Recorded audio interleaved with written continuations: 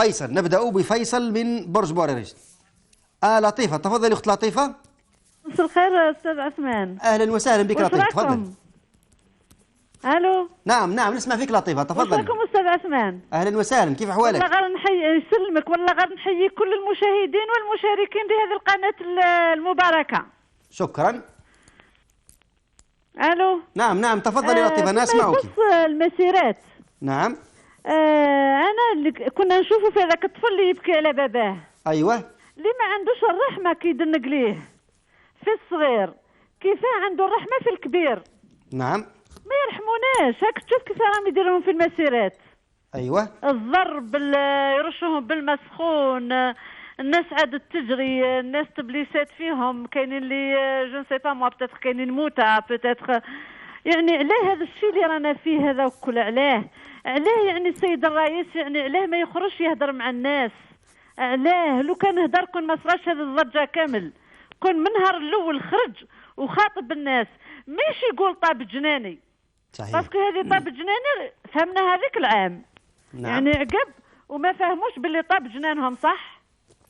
انا هذه اللي حبيت نقولها له، الجنان تاعهم الكل طاب، كي لي مينيستر كي لو بريزيدون كل راهم حاكمين الكراسه الكل دون استثناء، دون استثناء. فيما يخصني عندي واحد الملاحظه حبيت نلاحظها. تفضلي. نعم. زيد فضلك في نتاع الاحتفال بالعيد الاستقلال. انا ضربت ما حكمت بالصح الله غالب، ما قدرتش كيفاه. ايوه. فيما يخص عيد الاستقلال. نعم. لا احنا عيد الاستقلال بكري كانوا يجيبوا لنا الشابه يمينه والشاب خالد وهذه كل ما كانتش كاينه. هذا وكل ما كانش كنا صح، احنا كنا نقراو في المدارس يديروا لنا الديفيلي. أصنع عطاو الأولوية للأجانب يا لطيف. النشيد الوطنية دوك عاد يجيبوا لنا الرقص والفضح وكل، حتى إليسا جابوها. لا إليسا من بلادنا، لا ما كانش رابح درياسة، ما كانش. راهم كاينين اللي غنوا على الثورة. رابح درياسة هو الأول اللي غنى على الثورة، مش حتى يجيبوا لنا إليسا. إلا وردة الجزائرية باسكو ألي سيت اون ألجيريان مش اون إيجيبسيان، كي يجيبوها تويتيها. مي إليسا مش من عندنا. وفي المفرقعات اللي يديروهم احنا كيما احنا الاستاذ عثمان. نعم. كيما احنا قالوا لنا البارك حلوه لنا زعما لو 5 جويي. ايه بان دوك راه مسكر، الناس ماش تروح للبارك. راني نخاطب في الوالي تاع البرج، لا كان راه يسمع فيا. نعم. نقول له حل لنا البارك، رانا حابين لي ديستراكسيون، ما عندناش حنا وين نروحوا. يحل لنا ندو ولادنا يشوفوا البارك، مش حلوا في 5 جويي وسكروا في سير الايام، يسكت فينا كي لي بيبي. كيما احنا ثاني دركا كيما لي جون تاوعنا، لا جابوا لهم المغنيين والمغنيات وباي يسكتوهم على الفوضى هذه لا نايضه. بصح الشعب الجزائري انا نقول لهم ماهوش راقد على وذنيه، راه فايق والشني راه يستنى برك في النهار اللي يجي. أخت يعني لطيفة، هو ثاني راه يسكت في الدعوه. يا أخت لطيفة. وي. أين وصلت قضيتك مع الإذاعة الجهوية في برج بوعريريج؟ يا أستاذ عثمان. نعم. راني البارح برك وانا نتخابط معاهم ما حبوش يعقبوني. طيب لماذا؟ راني البارح دوك على بالك ندير النداء لمنا، ذاك النهار درتو المدير العام، درك نهدر للوزير تاع الاتصال، نقول له اتصل بإذاعة البرج، راه صاري الفضح فيها يا أستاذ عثمان، كون تجي تشوفها راه الفضح ساير، راك ما تقدرش كيفاه. راه هذاك المدير تاع الإذاعة راه بهدل بينا، كون تشوف واش راه داير في دنيته. طيب ماذا يفعل بالضبط يا أخت لطيفة؟ ماذا يفعل هذا المدير؟ عنده سلوك غير لائقة. طيب. مع النساء تاع اللي يخدموا منا ومنا، يروح واحد النهار راح لواحد المقر، ما نقدرش نقولوا لك استاذ عثمان. ايه بان كي جا الراجل يهدر معاه، قال له لا تهدر مع الزوجه تاعو نتاعي، قال له تعرفني انا وشكون؟ انا مدير الاذاعه. ولا عدت مدير الاذاعه خويا تواسي تكسر الحرمه تاع الناس. نعم. هذه كل ما كانش منها. وانا المشكل تاعي سبتها برك، ديت منشطه مذيعه هزيتها معايا في السياره، قال لي علاه تهزيها معاك؟ هذا هو المشكل تاعي يا استاذ عثمان فقط. هذا هو، قال لي ما لازمش تهزيها وما تهضرش معاها. علاه ما نهضرش معاها؟ انا حبيبتي نهضر معاها. درك ولا رفدها الام البواقي، شكا بها رفدوها الام البواقي. علاه يرفدوها الام البواقي؟ بوركوا علاه؟ واش دارت لهم حتى يهزوها؟ هذا كل كي ركبت معايا داروا لها مشكل قد السما. بوركوا؟ علاه؟ نورمالمون نو.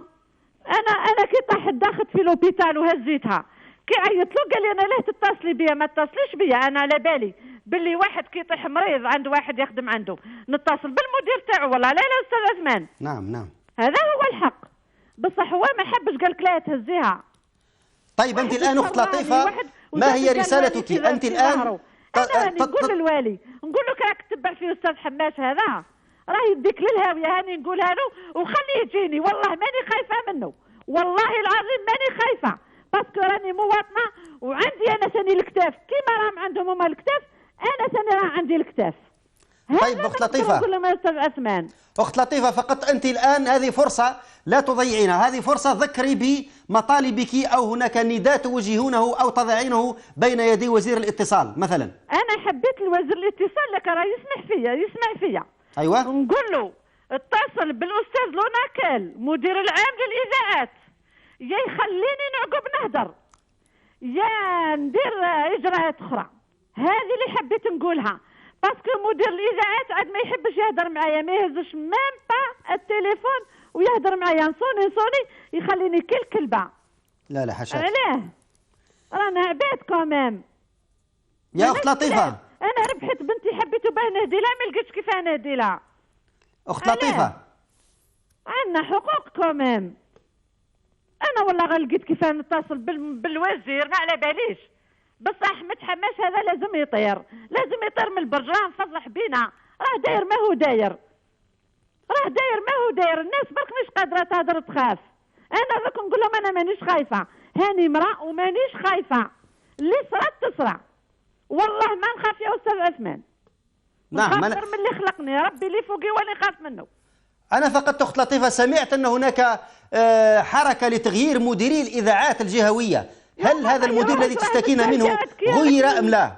نعم، سمعت أن هناك حركة لتغيير مديري الإذاعات الجهوية. احنا ما تحركش، راه مازال هو. نعم راه مازال هو.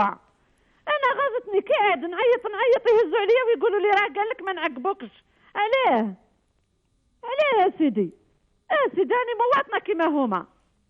يحوس الواحد يدوه للهاويه ولا واش؟ يحوس الواحد يروح يهدد، يحوس الواحد. رانا نساء، لو كان امراه نروح نتهدد على راجل ما جاتش، ما تجيش خلاص امراه تهدد على راجل، والله غير عيب. هذه هي هذيك المذيعه ما تم عقبها نطيشها. علاه؟ لا هذا الحقره هذه، علاه؟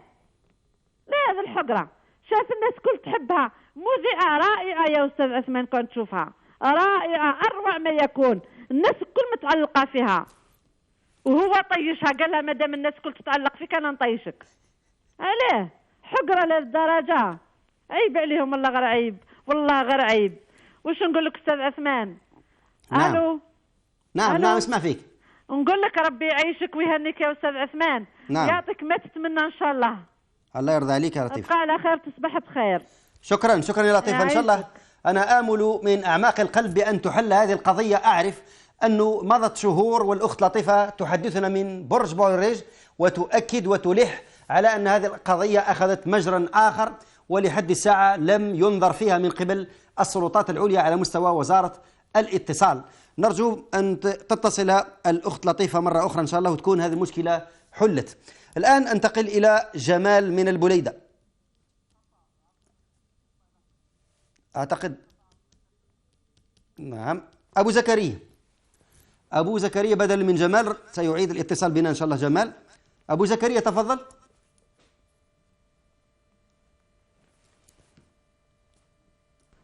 أبو زكريا ليس جاهزا بعد يا أخي. الو، السلام عليكم. تفضل يا اخي. وعليكم السلام ورحمه الله. واش راك اخي عثمان؟ يا اهلا وسهلا بك يا اخي. الحمد لله. حياك الله اخي عثمان. تفضل يا اخي تفضل. اوجه تحياتي لابو صهيب وابو الوليد وابو ياسمين وجمال غفار وام يعقوب والاخ عبد الملك من سطيف. حاول ان ترفع صوتك قليلا يا ابو زكريا. وحنا ثاني عبد الحكيم، وحنا نقولوا احنا ثاني نحبوك في الله. انا لا اسمعك جيدا. انا لا اسمعك جيدا يا ابو زكريا. سأعيد الاتصال اخي عثمان. الو. نعم واصل. نقول اخت لطيفه، يعني اختي لطيفه، ما كاينش غير انت راكي مقموعه، كاع رانا مقموعين. لو كان ما كانتش هذه القناه المغاربيه ما عندناش وين نهضروا، ما عندناش وين نتكلموا. والقمع هذا راه يمس كاع الشرائح في الجزائر، منها الاطباء، منها ناس القضاء، منها يعني لي غريفي، منها كاع منها الطلبه، كاع الناس كاع راهم مقموعين، كاع راهم مقموعين. ويعني انا البارح توجهت بنداء الرئيس الجمهوريه وقلت له يا فخامه الرئيس، راك تقول باللي طاب جنانك اعطي المشعل للشباب، كاين الرجال. نعطيك مثال، راهو الاخ عثمان، ولا الاخ صالحي ولا الاخت بسمه، علاه ما تجيش عليهم هادو رئيس حكومه؟ علاش ما تجيش عليهم رئيس حكومه؟ رئيس حكومه عثمان ما تجيش عليه؟ اعطيه رئيس حكومه، راه استاذ، راه لاباس عليه، راه انسان مثقف، راه انسان يبغي الشعب، راه انسان يبغي البلاد. علاش يا خويا؟ اعطيه وخليه يدير الوزاره تاعه، ويعني ويتلحق كاع هاد المفسدين اللي راهم على راس الدوله منهم الوزراء كامل. واخ عثمان البارح هذا الاخ دخل وقال رئيس الجمهوريه كلام مشين. نقول له يا اخي انا انسان مؤدب ومربي وعندي راي، وكي ندخل نتكلم باحترام، ولا كان انت تتكلم بطريقتك يا اخي انا عندي ولاد ونتكلم قدامهم وما نقولش على رئيس الدوله، باسكو رئيس الدوله هو رمز الدوله، ما نقولش عليه كلب يا اخي. كي تتدخل هذه القناه راهي فتحت لنا المجال، فتحت لنا ابوابها، فتحت لنا صدرها. لازم كي نتدخلوا لازم نعطوا حسن السيره وحسن الاخلاق، ونصنتوا للراي والراي الاخر والاحترام بيناتنا، وما يكونش هناك الحقره بيناتنا. ولا اخوان هذول تاع الحرس البلدي اللي مات منهم النص الارامل تاعهم يدوا 500,000 اخي عثمان، 500,000 100 دينار، 100 دينار رحم بابك يا اخي عثمان. واش دير لهم؟ هادو كانوا في وقت النار، كانوا في الصف الاول. اعطوهم حقهم، اعطوهم حقهم يا اخويا. علاش الظلم هذا؟ علاش الحقره هذه؟ يا سيد الرئيس يا بوتفليقه اتقي مولاك، ما باقيلكش بزاف العيشه. شوف رسميا باقيلك عامين رسميا، بصح في قضيه القضاء والقدر امام الله ماكش ضامن روحك ساعه من بعد. يا سيد الرئيس راه باقيت لك ورقه الاخيره تلعبها.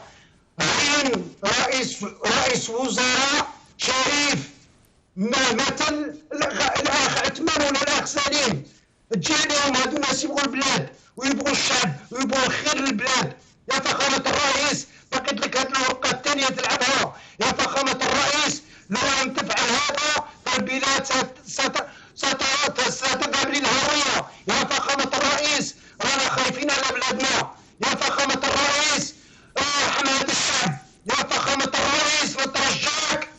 يا فخامه الرئيس نهار الشيطان اعطي المشعل للشباب، اعطي المشعل للشباب وخلي الشباب يدبر راسو، ولا يولي النظام ولا العسكر نقارب على هذا رئيس الحكومه اللي تعينه يكون يبغي الشعب والشباب. راه الشعب يوقف مع هذا رئيس الحكومه، راه يتبنى اسرار ونكثر خير بزاف. ما قناه المغاربيه، قناه المغاربيه منها ان شاء الله باذن الله سياتي الاستقلال باذن الله بفضل قناه المغاربيه وحياها. والناس اصحاب النظام اللي راهم يعيطوا يقولوا قناه المغاربيه راهي تحرض على الفتنه، يحيى قناه المغاربيه هي صوتنا، راهي نافذه نتنفس منها، راهي هي تكتب ان شاء الله الرحمن الرحيم، تكتب في التاريخ، تكتب في التاريخ بحروب السطر الذهبي، والتي لا تكتب في مزبله التاريخ. يا فخامه الرئيس، يا فخامه الرئيس في جهة الشهداء الأبرار. يا فخامة الرئيس تذكر جيدا لما مات الرئيس الهواري أبو مدين ماذا قلت؟ نام هنيئا يا أبو مدين، نام هنيئا يا أبو مدين. يا فخامة الرئيس لما تموت أنت فأنا أقول لك نام هنيئا يا أبو تفليقة. والسلام عليكم ورحمة الله، بارك الله فيك يا عثمان. الله يبارك فيك يا أبو زكريا. أنا أشكرك على مشاعرك النبيلة وأحاسيسك تجاه ما يحدث في الوطن، وكذلك تعاطفك نحو هؤلاء الذين يسيرون المسيرات ويشاركون في هذه الاعتصامات والمظاهرات. أحييك على مواقفك. الآن أحيل الكلمة لأبو ياسمين من فرنسا. الو، السلام عليكم. سلام ورحمة الله. أبو ياسمين، واش راك اخويا عثمان؟ الحمد لله. كيف أحوالك أنت يا أخي؟ الحمد لله يا تعرف رانا نقدر نتبعوا في القوت ونستناو في الموت. أيوة يا خويا عثمان، انا تالمو يعني ان شاء الله ربي يثبتنا يا خويا، يثبتنا على الشهاده. تالمو راه تخلقت الله عايش. قول لي السؤال برك يعني نجاوب عليه طوالي. احنا كنا فقط نحكي على هذو اللي قاموا بمسيرة البارح، لما وصلوا للعاصمة التقوهم في بئر خادم، ما خلوهمش يدخلوا للنص، وكانوا استعملوا معاهم العنف والقوة والمياه، خراطيم الماء وكذا، ضربوهم. فقط احنا نقول لماذا يتم فض هذه الاعتصامات والمظاهرات بالعنف؟ لماذا لا يفتح باب الحوار لكل هؤلاء الذين ينادون باسترجاع حقوقهم أو مطالب اجتماعية ما؟ صحيت اخويا صحيت. نعم. يتم انا على حسب فهمتي انا على كل حال واش فهمت انايا، يتم هذا الناس كانوا حابين يدخلوا للعاصمه والرئاسه الجمهوريه ويتحاوروا معاهم باش يفروا لهم المشاكل تاعهم. ايوه يا ودي راهم ملاحي ما لقاوهمش بلاويتين بلاندي. سبحان الله يا ودي، هذا الناس انا والله العظيم ما فهمت يا خويا. يعني حبيت نسقسي برك كي يزيدوا لهم 200 300 يا سيدي يزيدوا لهم 500,000 في الشهر. يعني النيف تاعك يسوى غير 500,000. يا ناس خافوا ربي، خافوا ربي. سبحان الله، لا اله الا الله محمد رسول الله.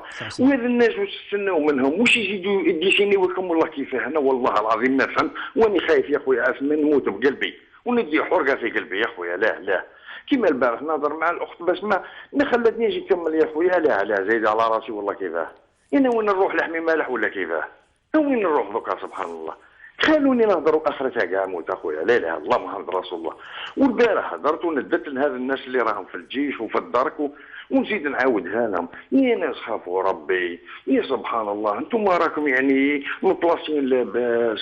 نوضوا سيدي خيركم تنوضوا على حق. سبحان الله. يا وليكزومبل هتلر كابران احتل العالم. يا سبحان الله، لا اله الا الله محمد رسول الله. يا خويا الله يجعل الخير والله العظيم يا خويا عثمان. على بالك ما نعيطش نروح نبات في ليزيرونس. يعني مش عارف انا والله غير راني مريض يا خويا عثمان وزيد ما فهمتش يا خويا. لا اله الا الله محمد رسول الله. يا خويا عثمان يا خويا عثمان سمحوا لي والسلام عليكم. سلام ورحمة الله. سلامتك يا أبو ياسمين، إن شاء الله فقط تبقى دائما في الاتصال، وسلامتك إن شاء الله من كل هذه المظاهر، مظاهر القلق. الآن ننتقل إلى ياسين من بومرداس. ياسين من بومرداس. يا أخي عندي تدخل على الحرس البلدي، يعني والله العظيم غير كارثة. لا يعني عيب رانا نشوفوا ملايير الدولارات يصرفوهم في أشياء تافهة، يعني تافهة.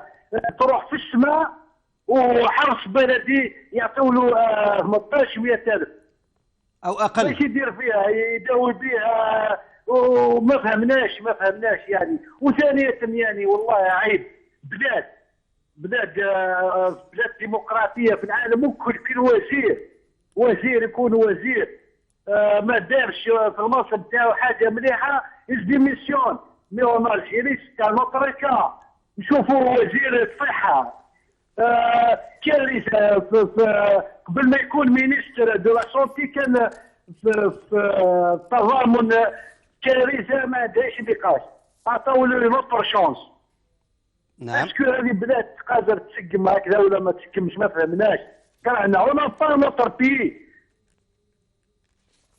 نعم اخي ياسين. ما فهمناش واش نديروا، واش قلوبنا مرضونه. هذا المسؤولين مرضونه صراحه، مرضونه.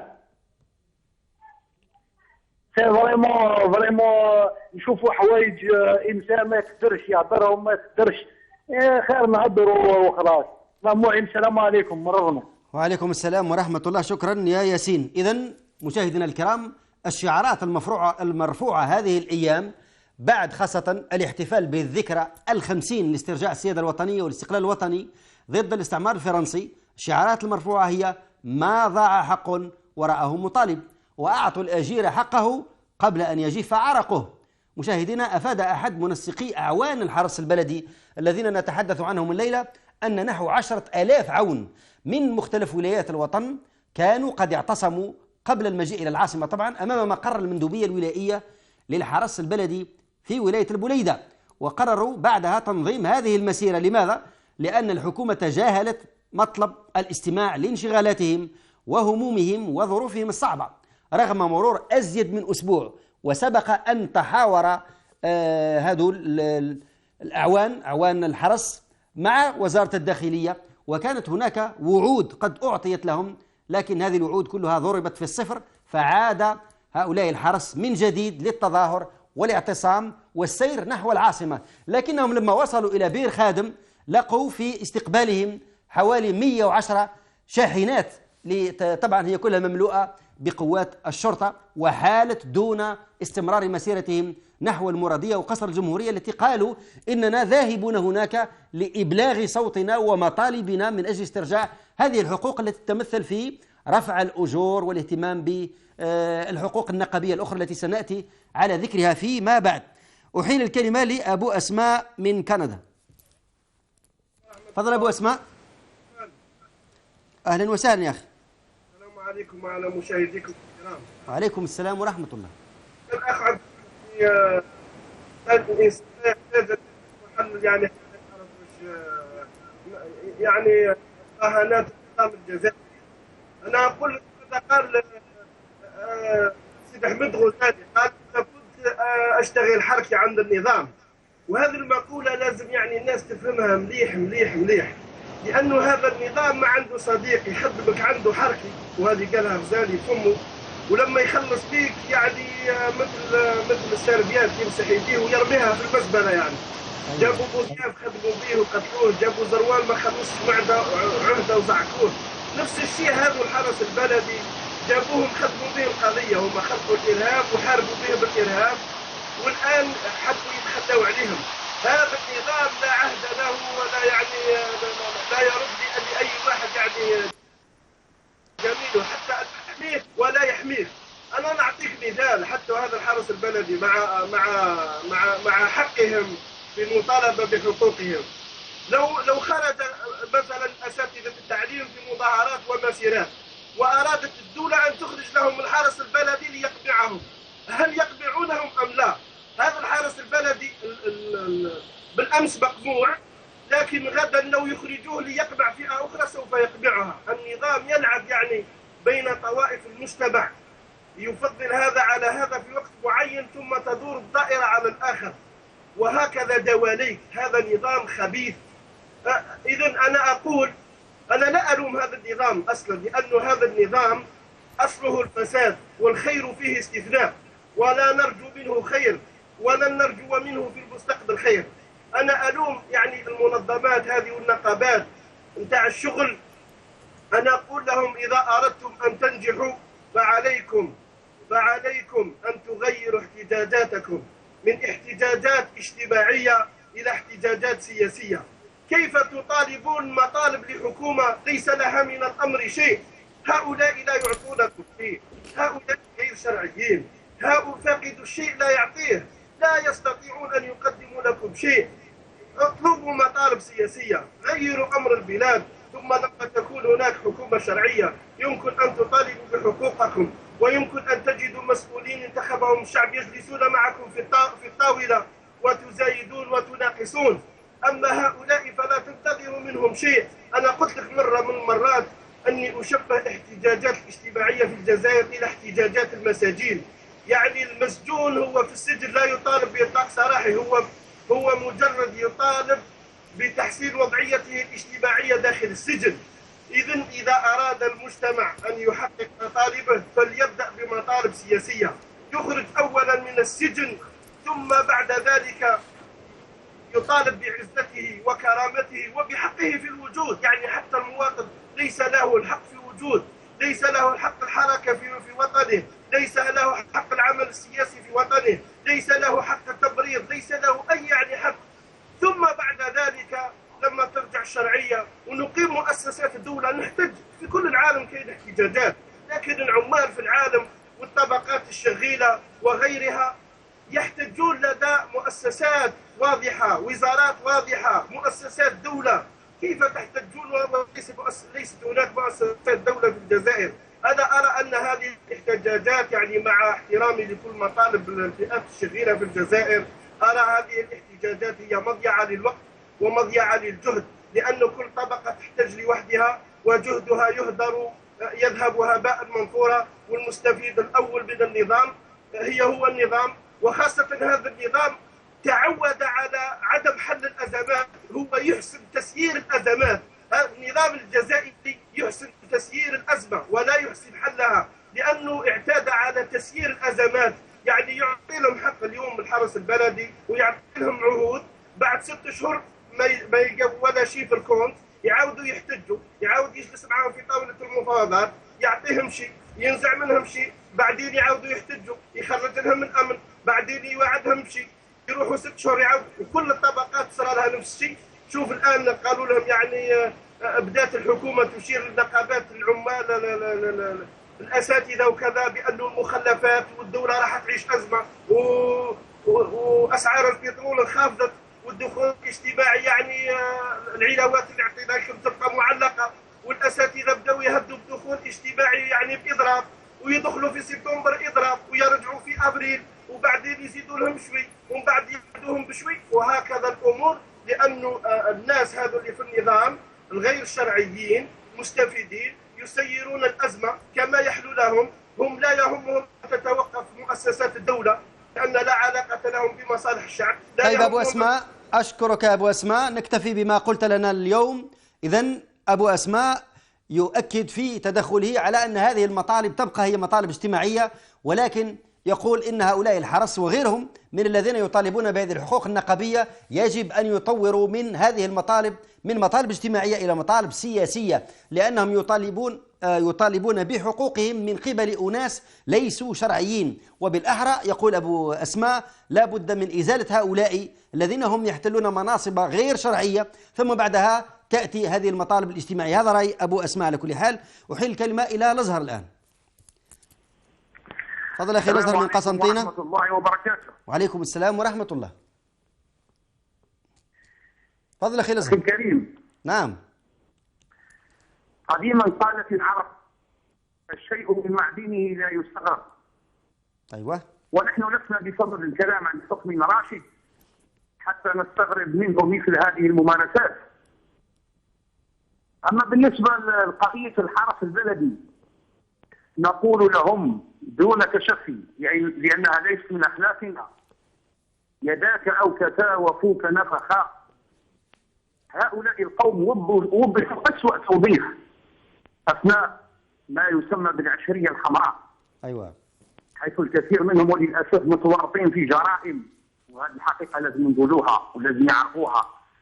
ما نقولوش كامل ولكن الكثير منهم، حيث في الوقت الذي يقابل المعطلين عن العمل في تلك الفترة ليس هناك مناصب مالية. يعني يقولوا للشباب اللي حاب يخدم يقولوا ما كانش مناصب مالية باش تخدم على روحك. المناصب المالية اللي ما كانش في سوناطات وفي سونات غاز وفي الخطوط الجوية الجزائرية وفي البنوك، والتي هي حكر على أبناء القرون الجدد، لم تقدم للشباب. ولكن عندما تعلق الأمر بالموت من أجل بقائهم في السلطة وجدت المناصب المالية لهؤلاء القوم. وهذه من الدروس التي يجب أن يستفيد منها الشعب الجزائري، لأنه هو في تلك الفترة استغلوا ربما السذاجة وضعف المستوى تاع كثير من الناس المنتسبين لهذا الجهاز هذا، حيث أن السلطة استعملت مبدأ فرق تسد بين كل أبناء هذا الوطن. وكما كان يقول الأخ الكريم، إذا الناس لو كان يعني غدوة يعيطوا لهم ربما ويخرجوا باش يضربوا أساتذة في الجامعات، والله ما يتردوا يديروها. هذه للأسف. نقولوا الطبقة السياسية وليكن الاتفاق على الحد الأدنى، يكون الحد الأدنى من الاتفاق على بعض القيم التي لا يختلف عليها عقلان، وتكون هي مسار نضالنا كامل بكل توجهاتنا وباختلاف كل المشارب. نظن ما يختلفوش على مبدا الحريه ودوله القانون والعداله الاجتماعيه. نعم أخي الأزهر. ورحمه الله وبركاته. وعليكم السلام ورحمة الله. إذن الأخ الأزهر الذي يحدثنا من قسنطينة يؤكد نظرة سائدة في المجتمع الجزائري، بل نظرة فئات كثيرة من المجتمع تجاه أعوان الحرس البلدي، وقولهم إنهم كانوا يوما ما أداة في تأجيج الفتنة وزيادة أتونها وارتكاب مخالفات أو خليني نقول تجاوزات خلال فترة التسعينات، باعتراف الحكومة في فترة طبعا التسعينات أو العشرية السوداء. وهناك الكثير منهم من فصلوا لأنهم ارتكبوا هذه التجاوزات والمخالفات الشرعية والقانونية في فترة التسعينات. لكن ما مضى قد مضى، نحن الآن في سنة 2012 الكل يتضامن معهم، خاصة الحقوقيين هم يقولون إن هؤلاء جزء لا يتجزأ من المجتمع الجزائري، فإن طالبوا بشيء ما فهم أحق به، خاصة من حيث الوضعية الاجتماعية، من حيث تحسين الأجور، من حيث رفع المنح لهم، خاصة أن الكثير منهم لا يتقاضون أزيد من 1,400,000، وطبعا هذا أجر زهيد جدا مقارنة بالذين يشتغلون في الأمن أو الدرك أو الجيش. شكرا لأخي الأزهر. الآن أعود إلى مختار. الآن تفضل يا أخي مختار. مختار. السلام عليكم. وعليكم السلام ورحمة الله. أحمد واش راك؟ لاباس الحمد لله يا أخي، تفضل.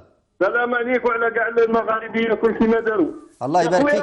أنا بغيت نقول واحد الكلمة، بصح يا ودي راني باغي نقول الكلمة هذه مسؤولية القائد تاعها، ما هي لا مسؤولية القناة ولا حد آخر. يا أخي هكذا أخي عثمان. يلا تفضل تفضل، أنت تتحمل مسؤولية ما تبديه.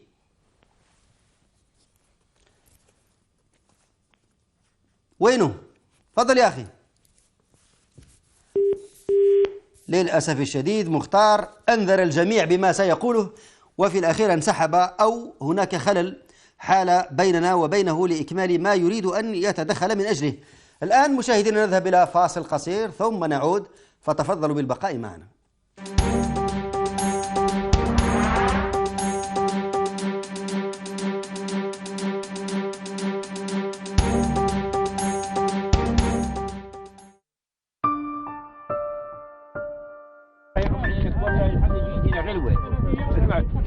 سكنا 100 اي كل دوم كاش اللي يعطوا له شمبره هنا كاين 5 6 في الدار هنايا، والله واحد مسؤول يجوا لي معيه ما شاء الله، والله هو السلام عليكم. عين نروحوا للوالي يقول لك روحوا حتى وراكم، يجي البلديه هكذا، واي مسؤول يروح يعطي اصحابه لابن عمه، بس يخلي ربي وكيلهم ان شاء الله. ولكن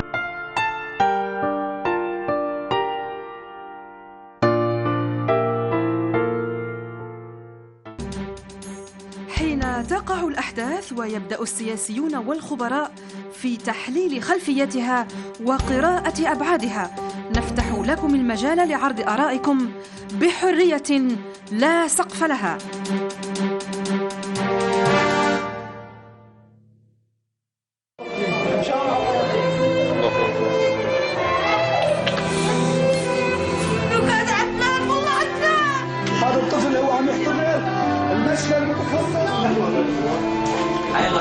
طفل الشهيدي مروة عادل بهار. هذه ليست في غزة. انظر إلى هذا الطفل الإرهابي. طفل هلا ولد صار له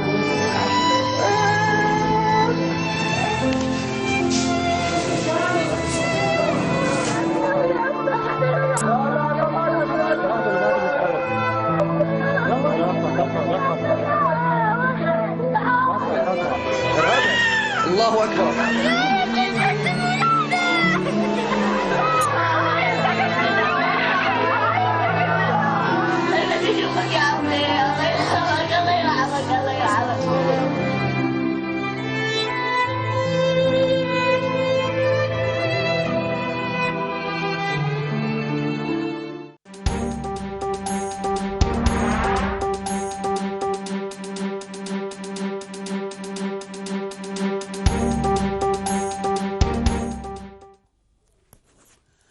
أرحب بالجميع من جديد مشاهدينا الكرام، ونحن في بداية الجزء الثاني من برنامج صدى الشارع، والذي يفتح الليلة ملف أعوان الحرس البلدي الذي كان لهم يوما ما دور في إخماد هذه الأزمة التي مرت بها الجزائر كانوا يؤدون دورا ما أنيط بهم من قبل السلطة الحاكمة، لكن اليوم مثل ما ترون وهم أيضا يتهمون السلطة بأنها رفعت يديها عنهم وصاروا مثلهم مثل عمال البلديات، وبالتالي هم أتوا زحفا نحو العاصمة يريدون استرجاع حقوقهم، وما ضاع حق وراءه مطالب. وهناك من فهم طبعا حسب أحد أعوان الحرس البلدي أنهم كانوا يشتغلون ساعات وساعات، ثم اكتشفوا فيما بعد بأنهم مؤمنون فقط على أداء 8 ساعات، يعني كانوا مسوريين كما نقولوا احنا بالجزائري على 8 ساعات فقط، 8 سوايع فقط، بينما كان عملهم يستمر 24 ساعة في اليوم طيلة سنوات الجمر التي قضوها. طبعا أقصد هنا العشرية السوداء أو العشرية الحمراء، سموها مثل ما شئتم. أنتقل الآن إلى إبراهيم. أينك يا إبراهيم؟ السلام عليكم. وعليكم السلام ورحمة الله. وش راك خونا؟ عباس إبراهيم تفضل. الحمد لله. أنا حبينا نفهموا بك على مش هذه الحصة تاع اليوم الموضوع. طيب يعني أنت هذا وين لحقت إبراهيم؟ نورمالمون ما فهمتش مليح برك، ما فهمتش. معلش. إذن إبراهيم اليوم ربما أنت واحد من سكان العاصمة، البارح كان أعوان الحرس البلدي داروا مسيرة، بدأوا من البليدة حتى يلحقوا للعاصمة في طريقهم نحو المرادية، حابين يروحوا الرئيس الجمهورية، لكن قوات الشرطة حالت بينهم وبين الوصول للهدف. فاحنا اليوم نقول لماذا تقمع هذه المظاهرات؟ لماذا لا تفتح أبواب الحوار لمحاورة هؤلاء المحتجين بالحسنى وبالرفق، بدلا من سياسة العصا والعنف والضرب والشتم والسب وما إلى ذلك من الكلمات التي تعرف قاموسها. تفضل سي إبراهيم. سبحان الله، هم هذو الحرس البلدي هذول نعم. كما خدموا بهم هم ثاني يخدموا بالشرطه. ايوه هذا النظام هذا هو العمل ديالو، كيخدم بالشنابط يخدم ثاني بلا بوليس. ايوه سما خدمتم باين الشيء. طيب ابراهيم انت الان يا ابراهيم معاهم، تتعاطف معاهم، تساندهم في مطالبهم ولا ضدهم انت؟ واش رايك؟ نساندهم خاوتي في الله، كيفاش ما نساندهمش؟ ايوه انما المؤمنين اخوه. صحيح. ايه لازم نساندوا بعضنا، ما لقيتو انا بعد على الجزائر بصح انا معاهم خاوتنا. نعم. ايوا سبحان الله، هذا النظام هذا لازم يسيو كيفاش لازم يتعاملوا معه بالتي هي احسن. هذا النظام واعر بزاف، هذا النظام هذا مخابرات واعرين، نظام واعر بزاف. هذا النظام واعر مستبد بزاف، ظالم. هذا ظلمنا بزاف، هذا خرجنا من البلاد قهرنا. طيب سي مختار يعني كاش ما تزيد؟ وان شاء الله ما قدرتش نحكي في السوجي هذا. الله يلا معليش يا مختار، الايام ايام كثيره وتتصل باذن الله لمناقشه اي موضوع اخر تراه سهلا عليك. إذن مشاهدينا الكرام، مثل ما قال الأخ إبراهيم، قال أنا أتعاطف معهم، لماذا ولم لا؟ فقط حضرني أنه أمس بالعاصمة تضامن الكثير من المواطنين الذين يسكنون العاصمة، خاصة منطقة بير خادم، دخلوا هم أيضا في مؤازرة الحرس البلدي وأعانوهم ووقفوا معهم في صف واحد تجاه قوات الأمن التي استخدمت خراطيم المياه واستخدمت أيضا العصي والعنف، مثل ما ترون في الصور التي هي تبث الآن خلفي، تبين شراسة استعمال قوات الأمن لهذه الوسائل في فض هذه المسيرة وهذه التجمعات، وخاصة المسيرة التي نظمت مثل ما قلت البارحة في اتجاه المرادية لقصر الجمهورية لرفع هذه المطالب التي وعدوا بها في غير ما مر من قبل وزارة الداخلية، لكنها بقت وعودا في وعود، سميت بالوعود البراقة، ولم ينجز منها أي وعد صادق. مختار الآن عاد إلينا مختار من جديد. السلام عليكم. تفضل سي مختار. وعليكم السلام ورحمة الله. أنا كنت أقول أخي عثمان، كنت أقول يا ودي للحرس البلدي الذين ينتفضون اليوم ويتظاهرون مطالبة بحقوقهم التي منعها وسلبها منهم النظام. أيوة. أنتم لستم يعني وكذلك على الأهداف السلمية الانقلابي فيها قطر إرادة الشعب للأسف الشديد يا مختار، أعيد الاتصال من جديد حتى نسمعك أو نسمعك جيدا. العبد الضعيف من بلجيكا، هكذا يسمي نفسه، العبد الضعيف من بلجيكا. أينك يا أخي؟ السلام عليكم. وعليكم السلام ورحمة الله. تفضل أخي. كيف حالكم؟ لاباس؟ الحمد لله يا أخي. المهم أنا نتعاطف مع جميع المضربين ومع الشعب الجزائري كامل إلا هذه الفئة. لماذا؟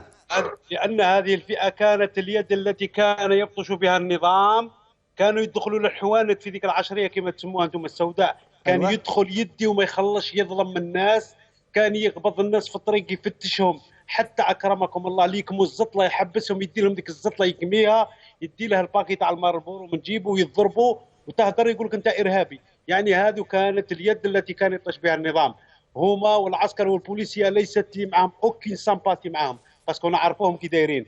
أما المعلمين والموظفين وهذوك يعني ربي إن شاء الله يفتح عليهم وإن شاء الله يكون يعني إن شاء الله النظام يستجيب لهم. واش نقول لك يعني الجزاء من جنس العمل كما نقولوا، كما قال فرعون وهذه الأنهار تجري من تحتي فأجرها الله من فوقه. يعني ما تستناش يعني النظام يشوف فيهم، هم عارفينهم باللي تاع اللوبيا برك هذو يعني، وانا اشتاهم واش كانوا دايرين في البلاد يعني. واش نقول لكم خويا ووفقكم. السلام عليكم. وعليكم السلام ورحمة الله. إذن سامحونا جماعة الحرس البلدي، لست أنا من يقول هذه الصفات التي قيلت فيكم. فعلا هناك نقاط سوداء في ملف الحرس البلدي، لكن ربما هذه كانت تجاوزات مخالفات في فترة التسعينات أو العشرية السوداء، كانوا يقومون بأفاعيل يستنكرها الكثير من المواطنين في الجزائر آنذاك، وبقيت هذه موجودة في الملف. الآن إبراهيم من اسكتلندا. تفضل إبراهيم. السلام عليكم الأخ الحمد لله. لا حتمان. تفضل يا أخي. وعليكم السلام. والله أنا أتكلم من اسكتلندا وأنا عايش هنا لمدة 3 سنوات. والله لا عيب وشاوري صرا في الجزائر. أيوة. وكما قال الأخ والله كهادو الحارس البلدي اللي نقولوا لهم احنا في البلاد شنابط، يا هما حقارين ولا بوليس حقارين وجرذمية حقارين ولارمي حقارين، هما اميدو بالعقل بالواحد امداو باش نهبط وهما جايين ورايحين. انا انسان في عمري دوكا 28 سنه متغرب في اسكتلندا، والله ما عندي لا كارت مينيتال هم يحزنون، غاني لاقي روحي ما شاء الله خير من بلادي، عاطوني حقي خير من بلادي ويدوروا عليهم. السياسه واضحه والشعب راضي وربي نجينا منهم. نعم شكرا يا إبراهيم. شكرا يا إبراهيم. على ما كانوا ربي إن شاء الله يرحمنا ويسلط عليهم كما سلط على الآخرين. طيب إبراهيم، هذه وجهة نظرك على كل حال. محمد الآن من الجزائر يحدثنا عبر خدمة سكايب. السلام عليكم. وعليكم السلام ورحمة الله. محمد كيف حالكم عثمان؟ الحمد لله أخي محمد. تفضل. عاش من سمع صوتك. جزاك الله خيرا. عثمان، مشكلات الحرس البلدي هي يعني ننظر إليها يعني من زاوية أنهم ضحايا نظام. طيب. ضحايا نظام يعني، وهذا ضحايا ألاعيب النظام، ضحايا أساليب النظام. أيوة. لأن في الجزائر لا توجد مؤسسات محترمة تحترم الحقوق. أيوة. وتحترم يعني من كان في خدمة الجزائر بغض النظر عن أفعالهم وعن تصرفاتهم، إلا أننا نتضامن معهم. نعم. وإن كنت ضحية من ضحايا المأساة الوطنية. إيه. وهناك عائلات نعرفها يعني في الجزائر مرت بها بمأساة يعني، وخاصة هذه الفئة يعني تسبب فيها هؤلاء. تسبب الفئة هذه يعني. نعم. الفئة هذه لها وعليها. صحيح. لها وعليها، ولكن يعني في أغلب الأحيان لها. نعم. وبأقل الأحيان نقولوا عليها. ولكن نحن من هذه الزاوية، زاوية أن النظام الجزائري بأساليبه المختلفة وبتنكره لمطالب كثير من فئات المجتمع الجزائري تعاني هذه فيها كباقي الفئات الأخرى. نعم. وخاصة وإذا قلبنا الصفحة أو المعادل من الميزان، يعني ميزان الشنابط احنا واللي يسموه بالقرودة عندنا، والفئة الأخرى اللي استفادت من ميثاق السلم والمصالحة. أيوة. هذه الفئة أيضا تعاني معاناة شديدة، ولكنها لم تتحرك كما تحرك الشنابط كما نسموهم حنا. أي. وهذا يفتح لنا تساؤلات، من يحرك هؤلاء؟ من يحرك هؤلاء؟ لأن في أغلب الأحيان أو في يعني في نظرنا أن هذه الفئة أغلب هذه الفئة فئة يعني غير متعلمة وجاهلة، يعني لا تحسن يعني التحرك في واقع كهذا. مش كلهم يا محمد. ليس كلهم. لا قلت لك في اغلب الاحيان، لا في اغلب التعميم لا، هناك الكثير منهم متعلمون واصحاب شهادات. التعليم ليس صحيح، انا قلت لك في اغلب الاحيان، ولهذا احنا قلنا نفتح تساؤلات يعني. أيوة. من يحرك هذه الفئه في هذه الظروف. نعم. اذن القضيه مسيسه الى حد بعيد، وفيها رسائل تبعث لجهات في داخل الوطن. طيب. ولهذا احنا ننظر بان هؤلاء يعني يجب على النظام ان يفي بوعده. صحيح. سواء لفئات هذه الجهه او الجهه الاخرى. نعم. ويجب على الدوله ان تاخذ مسؤوليتها وان تنظر الى هذه المعضله نظره واقعيه، يعني تعطي الحقوق لاصحابها بغض النظر انهم مش نابط ولا الجهه الاخرى اللي كانت استفدت من ميثاق السلم والمصالحه. اشكرك اخي محمد، احسنت. اذا مشاهدينا الكرام، محمد يقول انا احد ضحايا الازمه التي مرت بها البلاد او العشريه السوداء، لكن مع ذلك اعتقد ان الحرس البلدي واعوان الحرس البلدي يستاهلون وقفه وتضامنا، وكذلك حبينا نقول يعني وقفه مع هؤلاء رغم هذه الظروف الصعبه التي يعيشونها، ورغم ان ملفهم خلال الظروف الصعبه كان فيه اسئله مطروحه جدا، لكن مع ذلك ان الحرس البلدي يبقى انهم يستاهلوا انه يتطوروا من مستواهم اللي يعيشوا فيه الان نحو ظروف احسن. يوسف الان من لندن. نعم. اهلا وسهلا يوسف. الله يسلمك يا اخوي. السلام عليكم والسلام على الشعب الجزائري ان شاء الله. يا خويا على حارس البلدي هذوما هما الدوله هذه، شوف هذه الدوله كيفاش تخدم راسها. هادو خدموا بهم في 92. ايوه.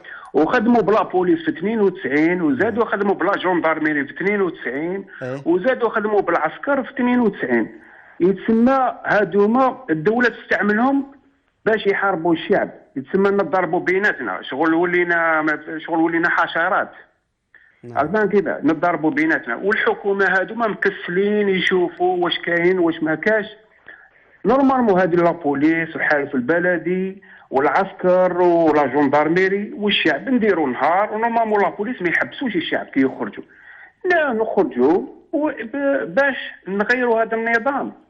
كي نغيروا هذا النظام يروح هذا النظام يسلموا السلطه للشعب، والشعب هو اللي يختار حكامه. وهاد لابوليس اللي راك تشوف فيهم هادوما اللي رانا نشوفهم هنا في التلفزيون، هادوما دوك شوف هادوما كانوا كيف مع الاول. في 92 كانوا متفاهمين، يتسمى حارس البلدي يعاون لابوليس تعاون لا جوندارميري تعاون العسكر.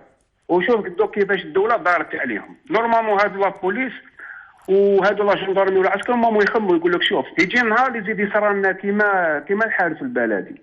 نورمالمون نتفقوا نهار نديروا نهار كيما راهم دايرين هكذايا، نتفقوا 48 ولايه يخرجوا يا خويا اسقاط النظام، نجيبوا ناس رجال. كاين ناس رجال الله يبارك، في المغاربه كيما انتم الله يبارك راكو كيما يقول لك زهيتوا العالم كاع زهيتوه. صحافه حره تعرفوا تهضروا، ناس متقصه، ناس الاخر كاين كيما انتم كاين في الجزائر تحكموا البلاد يا خويا، تحكموا البلاد وسلكونا من هذا يا خويا، من هذا الدوله الفاسده يا خويا. يا خويا ويعطيكم الصحه والله ينوركم والسلام عليكم. الله يبارك فيك يا اخي يوسف. نعم من لندن، شكرا لك اخي محمد. اخي يوسف ليس محمد، يقول ان الشرطه يجب ان تكون في حمايه الشعب وليس في حمايه النظام. طبعا هو لاحظ ذلك هنا في بريطانيا، كيف يكون الجيش والشرطه وغيرهم كيف يكونوا في حراسه الوطن، في حمايه المجتمع، في حمايه الشعب، ولا ابدا يكونوا في حمايه شخص ما مثل ما هو عليه في الجزائر. والسعيد من اتعظ بغيره، كيف كان الجيش والشرطه في حمايه مبارك وماذا حدث بعد ذلك. وكذلك بالنسبة لتونس كيف كان هؤلاء يبذلون الغالي والنفيس من أجل حماية بن علي، ولكن بين عشية وضحاها ذهب بن علي، وبعدين هؤلاء دفعوا الثمن، والآن هم فيهم من هم وراء القضبان، فيهم من تنتظرهم ملفات في العدالة وما إلى ذلك. يجب على هؤلاء إخواننا في الجزائر أن يتعظوا مما يحدث في البلدان المجاورة، فحتى لا يقال بعد ذلك أكلت يوم أكل الثور الأبيض، فيبد من الاتعاظ وأخذ العبرة، فالسعيد من اتعظ بغيره، مثل ما يقول الأخ يوسف أو مداخلته يعني. عبد الكريم من تلمسان، تفضل يا عبد الكريم من تلمسان. وين أنت يا عبد الكريم؟ أنا هنا يا يا عبد الكريم، يلا يا سيدي. السلام عليكم. السلام ورحمة الله. وإلى كل المشاهدين. نعم. والناس الغربة خاصة. أخ عثمان، أنا لست ضد الاحتجاجات.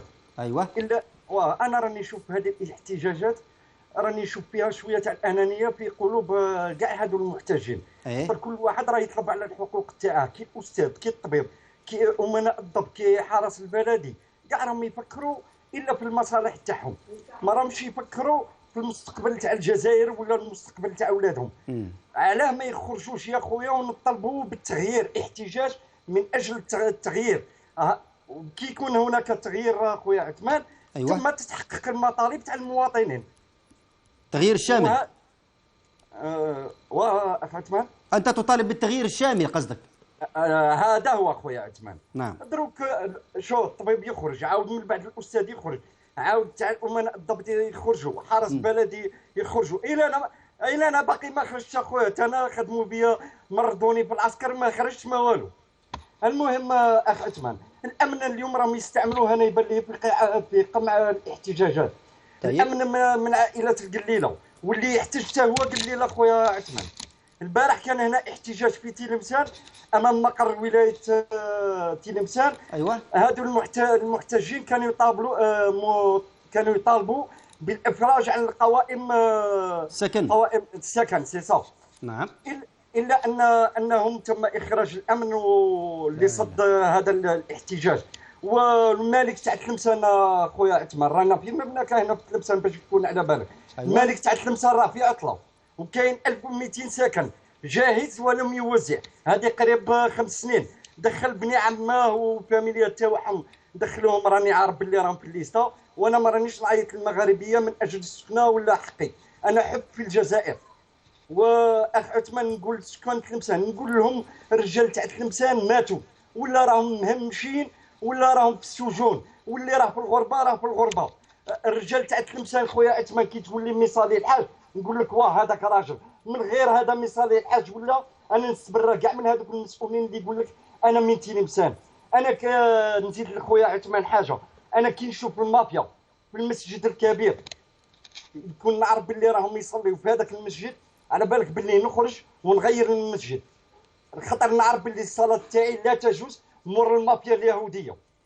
اخي عبد الكريم، واخويا عثمان، ماذا عن هذه العائله التي سمعت عنها بانها رميت في الشارع ونصبت خيمه هناك وتنتظر حلا من البلديه؟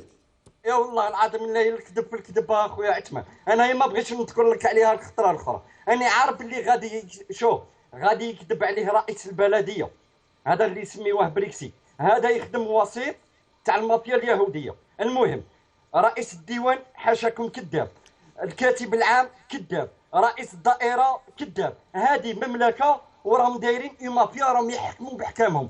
اللي يقول لك رانا عطينا هديه تلمسان، نقول له انت راك عطيت لنا جمره هنا في تلمسان. وهذيك العائله يا خويا نطلب ربي عز وجل باش يفرجوا عليهم في اقرب الاجل، ورمضان راه في الابواب، ونطلب لهم سكان تلمسان شويه يساندوهم، هادو ماشي يهود، هادو مسلمين.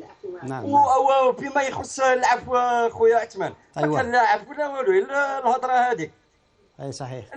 العفو لم يشمل كاع المساجين خويا عثمان. نعم. اسمع نقول لك انايا، تخليني ندير نداء خويا عثمان مدير الامن الولائي تاع تلمسان. تفضل. نطلب ربي يكون يسمع فيا.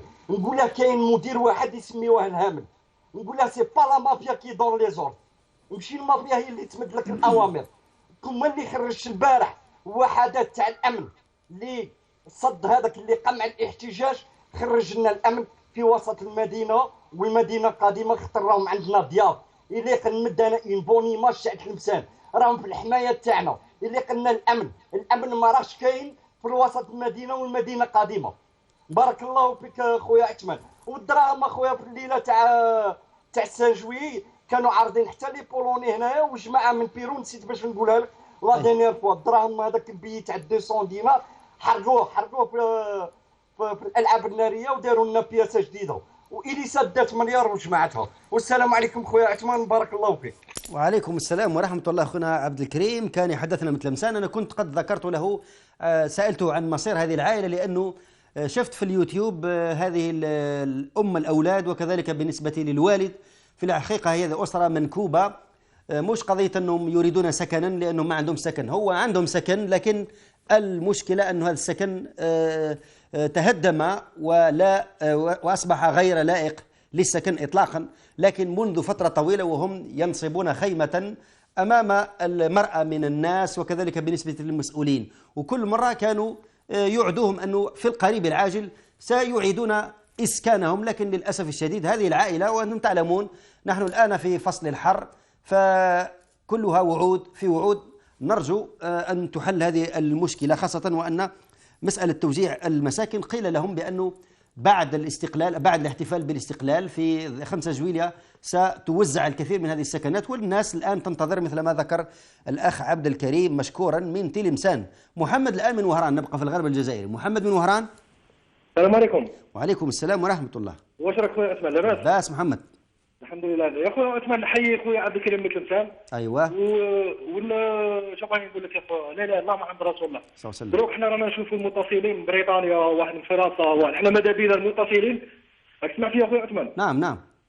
ماذا بينا المتصلين يكونوا من الجزائر، خاطر هما اللي راهم عايشين المحنه هذه. وانا شو بغيت نقول لك؟ حنا الشعب الجزائري ما يخافش. الشعب الجزائري. نعم. الشعب الجزائري يبغي بلاده. وانا نقول لك خويا عثمان، انا واش اللي سدوري محمد نعطيك لو نو تاعي اكزاكتومون، ما نقول لك لا ابو كذا لا ابو كذا. ايوه. احنا خويا عندنا نداء غادي نقولوه للسيد الرئيس بوتفليقه. تفضل. يا سيدي الرئيس، يا سيدي الرئيس، تهلا في الشعب تاعك. الشعب تاعك اقسم بالله الا يبغيك، وراه في محنه كبيره، لا سكن لا عمل لا والو. ايوا وراك تقارع الحرس الجمهوري ولا راك تقارع الحارس البلدي كما يقولوا، ما يديرلكش مسيره من بليده حتى الجزائر العاصمه، والله يديرها مغرب العالم حتى شرق العالم. خاطر هذا الحرس البلدي هذا باش دخل حرس بلدي راه يوكل فيه ولاد، راه يوكل فيه بنات، راه يوكل فيه عائله، كاين اللي يخدم على ابوه، كاين اللي يخدم على امه، الحقوق تاعهم وراهم. حنا هذوك راهم خوتنا راهم نساندوهم حنايا. اما فيما يخص رجال الامن، رجال الامن يا خويا، انا عندي صحابي رجال الامن اقسم بالله من طيبه الناس، اخلاق عاليه جدا. شو والله غالب الخدمه ماهيش كاينه خويا، هذاك من يعطيه امر يروح يطبقه. للأسف الشديد الأخ محمد، طبعا نحن نؤيد ما يقوله محمد. ليس كل أبناء الحرس أو أعوان الحرس أو الشرطة أو الجيش أو الدرك كلهم فاسدين، لا، نحن لا نقول هذا الكلام. حتى الإخوة الذين تدخلوا وذكروا بعض من هذه التجاوزات التي ارتكبها أعوان الحرس لا يعني هذا أنه كلهم متورطين، فيها فئات. وكذلك حتى الحكومة قامت بإيقاف البعض منهم ومتابعتهم قضائيا، وفيه من فصل من أداء مناصب من أداء شغله في هذه ما يسمى بالحرس البلدي. أمين الآن من لندن. الو، مساء الخير عثمان. مساء النور، تفضل يا أمين. أنا أظن أن الاعتصامات والمسيرات تقمع هو خوفا من أن لا تتسع رقعة الاحتجاجات في كامل التراب الوطني، ولكن الآن نحن نشوف أن العالم العربي حتى الرأي العالمي والرأي الغربي الآن يشاهد هذه الاحتجاجات عبر قناتكم أو عبر الإنترنت. نعم. وسيكون له رأي. وعلينا أن لا ننسى أن أعوان الحرس البلدي قدموا الكثير من أجل حماية المواطنين في خلال العشرية السوداء التي مرت بها البلاد. نعم.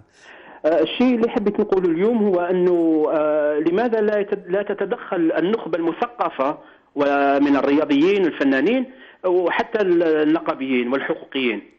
هم معهم أخمين. بالنسبة للحقوقيين أو النقابيين وقفوا منذ قبل من شي ساعة. كان أحد النقابيين اللي هو عضو في نقابة سنابات تدخل وتبنى مطالب هؤلاء أعوان الحرس البلدي.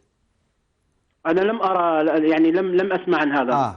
نعم، يعني تأكد من هذا الجانب أن الكثير من الحقوقيين والنقابيين في الجزائر يعينون ويؤيدون ويساندون أعوان الحرس البلدي في مطالبهم النقابية والاجتماعية. ولكن هناك نقطة هامة، هل النقابيين والحقوقيين قاموا بتوعية وتحسيس ما جاء به الدستور الجزائري حتى يكون عند الشعب يعني نظرة و يعني كيف يتعامل مع مواد الدستور؟ مثلا أن الشعب هو مصدر السلطة. هل الشعب الجزائري واعي؟ يعني أنا يعني لا أقصد الفئة المثقفة أو النخبة المثقفة، بل يعني الجزائر المواطن العادي. طبعا هذه المسألة أنا أؤيدك فيها. في الكثير من أبناء الجزائر لا يعرفون حقوقهم أو واجباتهم. طبعا لازم يعرفوا، لأن المادة 6 المادة 8 من الدستور تقول أنه الدستور يحمي حريات الأساسية للمواطن، نعم، للازدهار الاجتماعي والثقافي، وكذلك القضاء على استغلال الإنسان للإنسان. طيب، ولكن يا أمين، نعم، بالنسبة لحراس أو ما يسمى بأعوان الحرس البلدي سبق لهم أن ساروا في مسيرات في الجزائر منذ شهور، ثم وعدوا بوعود مختلفة، وها هم اليوم أو يعودون من جديد ويعتصمون ويطالبون بهذه الحقوق. أمين. نعم أنا أسمعك. طيب، السؤال هو لماذا يوعدون بمختلف الوعود ولا توفى هذه الوعود؟ لماذا؟ هذا هو السبب. لأن يعني الحكومة أخفقت في يعني بالوعد، وهذا مما جعل الكثير الآن يعتصم ويمشي في مسيرات حتى يعني يطالب بالحقوق. نعم. ولكن هذا الشيء أنا أشوفه شيء إيجابي وليس سلبي.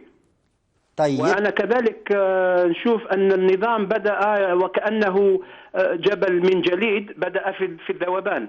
إن شاء الله. إن شاء الله تكون الأمور متيسرة وفي صالح المواطن الجزائري. أشكرك جزيل الشكر أخي أمين على تدخلك.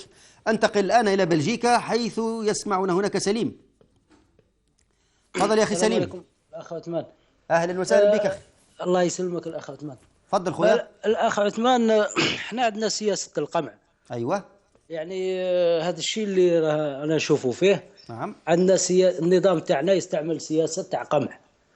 يعني تتكلم على حقك ولا تطلب مطالبك يقمعوك، كما أنا نشوفه في الإخوان هذو تاع الحرس البلدي.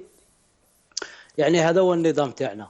وإنسان كما الأخ هذا اللي كان يتكلم وقال باللي يعني الشعب لازم يعرف الحقوق. يعني ما تعرف الحقوق تاعك طالب بها يعني يكون مصيرك المصير تاع الحرس البلدي. يعني مع هذا النظام طاغية، يعني ما معاش حل. والحل راه كيما يقولوا كيما داروا يعني الجيران. طيب، ما فيش حل ثاني. وكيما يعني الحل هو يبقى انه يطالب دائما بحقوقه. لا الحقوق لازم يعني نطالبوا بالحقوق، نلح على الحقوق، لكن الحقوق كما تكونش استجابة، لازم الحقوق تؤخذ كما يقولوا بالقوة يعني. أيوة. كما نهبت تستعاد بالقوة يعني. وعندي واحد الموضوع الأخ عثمان حبيت نكلمكم عليه. يعني أنا راني من الشباب هذو اللي راهم يعني خرجوا من البلاد، ورانا كيما يقولوا مازال ما سويناش الوضعية تاعنا. أيوة. أنا يعني كيما يقولوا بارابور الحالات واحد أخرين، يعني الحمد لله راني كيما يقولوا لا باس، خدام ساكن لا باس. وشنو الوضعية تاعي تاع الأوراق مازال ما سويتهاش. ما يعني كاين ناس باغ اكزومبل كيما في اليونان كاين بزاف شباب اللي راهم في الحباس، ناس ما تاكل، ناس تبات برا. يعني واش خرجنا من البلاد هذه غير النظام هذا. نعم. والحكم تاعنا. يعني ماذا بيا وكان تكون عندكم حصة تقيس هذا الموضوع يعني على الشباب هذا، وتخرجوا ديروا يعني نعم. ما تشوفوا يعني في الشارع. تشوفوا يعني الشباب الجزائري وراه ضايع، وراه كيفاش راهو عايش، كيفاش راهو صاري، كيفاش. نعم. يعني أنت تريد برمجة تقرير ميداني في حوار هؤلاء الشباب الذين يأتوا من الجزائر وموجودون هم الآن في اليونان وإيطاليا وإسبانيا وبريطانيا وبلجيكا وغيرها. يعني راهم في كل أوروبا. يعني كاين ما هنا في بلجيكا، يعني كاين كثير ناس لا غالب عليها هربت من البلاد وجاوا لهنا وحصلوا لا غالب. أيوة. أنا راني يعني من بين هذا الشباب. نعم. بالك هاي الوضعية تاعي مليحة شوية عليهم. كاين ناس راهي يعني الله غالب عليها، يعني كما يقولوا راهو عايش في حالة مزرية. أعلم ذلك يا أخي سليم، أشكرك جزيل الشكر. وما نيل المطالب بالتمني ولكن تؤخذ الدنيا غلابا. شكرا. عابر الآن من فرنسا. ما نيل المطالب بالتمني ولكن تؤخذ الدنيا غلابا. شكرا. عابر الآن من فرنسا. تفضل يا عابر. السلام عليكم. السلام ورحمة الله. فيما يخص المسيرة تاع الحرس البلدي هذه. نعم. أنا صراحة لا أؤيد هذه المسيرات. لا أؤيد هذه المسيرات. وقضية تدخل الأمن في قمع هؤلاء المتظاهرين هذا جزاء من جنس كل عمل، لأن هؤلاء الناس في التسعينات أيوة ارتكبوا جرائم بشعة وكانوا اليد الفاعلة لهذا النظام، وكانوا في الصفوف الأمامية في القتل والاختطاف والنهب والسب. ومدينة غليزان شاهد عليهم بجرائمهم البشعة مع رئيس بلدية غليزان آنذاك وهو فرقان والحاج عابد الذي توفي مؤخرا. هؤلاء الناس كل الناس يعلمون في الغرب الجزائري وخاصة في غليزان وجديوية ما فعلوه من جرائم نكرة، وما يتم من أرامل، وما اختطفوا، فعلوا كل الجرائم التي حرم عليها الله سبحانه وتعالى وحرمها الشرع والقانون. ودليل نعطيكم دليل آخر. هناك جوج عنصر من الحرس البلدي راهم في فرنسا في مدينة نيم راهم متابعين بجرائم ضد الإنسانية. وكان هناك نورمالمون كان امبلانت، وكانوا الملف تاعهم فات امام القضاء الفرنسي مؤخرا. وكان الاخ اسماعيل صديقي من الحاج اسماعيل الممثل تاع منظمه حقوق الانسان كان له الحق في ان يجي الى فرنسا لمتابعه هذا الملف، ولكن السلطات الجزائريه علما بان الملف سيمر امام القضاء الفرنسي اعتقلوه وادخلوه السجن. وهذا سبب من الاسباب التي اعتقل من اجلها الحاج اسماعيل مؤخرا. نعم. وبالتالي هؤلاء الناس لا يستاهلون لا الرحمه ولا الوقوف معهم. ثانيا المشكل خطير، هذا المشكل اللي هضروك المشكل السياسي راه بين المنظمه بين الجهاز العسكري او المؤسسه العسكريه ووزاره الداخليه، وهؤلاء الطرفان يتجاذبان الخيط، وكل واحد منهما يريد ان يربح المعركه، لان العسكر رفضوا ادماجهم لانهم قالوا هؤلاء الناس السن تاعهم فايت وعندهم الاميه اغلبيه 90% 95% ما عندهم شهادات ولا يمكن ادماجهم في العسكر. بالنسبه لوزاره الداخليه نفس الشيء. وبالتالي نقول هؤلاء الناس لا يمكن الوقوف معهم، وبالتالي عوض الوقوف معهم لا بد من محاسبتهم على جرائمهم التي ارتكبوها. والسلام عليكم. وعليكم السلام ورحمة الله. شكرا أخ عابر من فرنسا.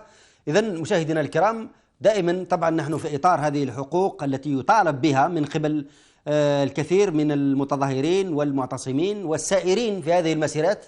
بالنسبة لأعوان الحرس سئلوا فأجابوا بأن مطالبنا هي مطالب طبعا اجتماعية ونقابية. هم يقولون أو يرفضون التقاعد النسبي بصيغته الحالية، ويطالبون بضرورة إيجاد صيغة جديدة، كما ينشدون الحصول على منحة نهاية الخدمة. يعني كل ما انتهت مدة شغله فهو يطالب بمنحة أو مكافأة نهاية الخدمة وضمان الأجور للمحولين المؤسسات العمومية، لأن الذين حولوا من الحرس البلدي إلى مؤسسات أخرى ربما تقلص أجورهم، وبالتالي فهم يطالبون بتسوية أوضاعهم، وأحيانا يطالبون بالاستفادة من المنح بأثر رجعي، يعني ليس من عام 2012 بل من سنة 2008 على سبيل المثال، فهم يريدون هذه المنح بأثر رجعي. الآن أمير من الجزائر عبر خدمة سكايب. تفضل يا أخي أمير. السلام عليكم. وعليكم السلام ورحمة الله. كيف حالك يا أخي عثمان؟ الله يسلمك يا أمير، تفضل. مشكورين على العمل فيما يخص موضوع اليوم. أيوة. حرس البلدي أولا لازم تكون هناك شكل هيئة نقابية للتفاوض حول حقوقهم. نعم. فإذا لم تكن هناك هيئة نقابية يرسلون مبعوث فقط واحد منهم كي يمثلهم. أيوة. تفاوض مفاوضات فقط. نعم. فقط هذا هو رأيي في الموضوع. ولكن هم غلقوا عليهم أبواب التفاوض، غلقوه. أنا أدري لكن يمكن مثلا يبعثوا محامي. طيب. ناحية قانونية يبعثوا محامي مثلا فقط. نعم. عندي اقتراح فقط فيما يخص القناة. تفضل سي أمير، تفضل. يجب إدراج حصة رياضية تتناول المواضيع الرياضية. صح، الرياضة الجزائرية ولا الرياضة الدولية؟ خاصة نحن مقبلون على الأولمبياد، يجب عليكم إدراج حصة رياضية. نعم. شكرا. شكرا لك يا أمير. سنفتح نافذة حول الألعاب الأولمبية المزمع تنظيمها طبعا في هذا الشهر في لندن. أما بالنسبة للنقابة، أعتقد أن الحرس البلدي لديهم نقابة ولديهم ممثلون يمثلونهم، وسمعت أن جهات تقول إنها مرسلة من رئاسة الجمهورية فتحت باب الحوار اليوم أو صبيحة اليوم مع بعض أعوان الحرس البلدي، ربما تأثروا بما جرى لهم البارحة نتيجة لهذا الضرب وهذه مقابلتهم بالعنف، فهم ربما يعني حنوا وعادوا إلى العطف على هؤلاء الحرس وأرادوا حوارهم من جديد. أنيس الآن السلام عليكم. سلام ورحمة الله. أنا من لندن أنيس. أنا حبيت نقول الشعب اليوم عايشين في أوروبا يتكلمون، ولاش ما يروحوش القنصلة الجزائرية كل أوروبا ويروحوا يحبوا يحوزوا كاع القنصلة، كاع اليوم عايشين تما اليوم كاع لازم كاع نوضوا إن شاء الله. أنا شفت التلفزة والله كلاني قلبي، أنا حايب أنا كاع ينوضوا في أوروبا كاع، ماشي غير في التكلم في التلفزيون، لازم كاع يحضروا. السلام عليكم. سلام ورحمة الله. أنيس يقترح أنه لابد من ثورة على القنصليات الجزائرية في أوروبا، هذا رأي. على كل حال مشاهدينا الكرام نذهب إلى فاصل آخر ثم نعود، فابقوا معنا.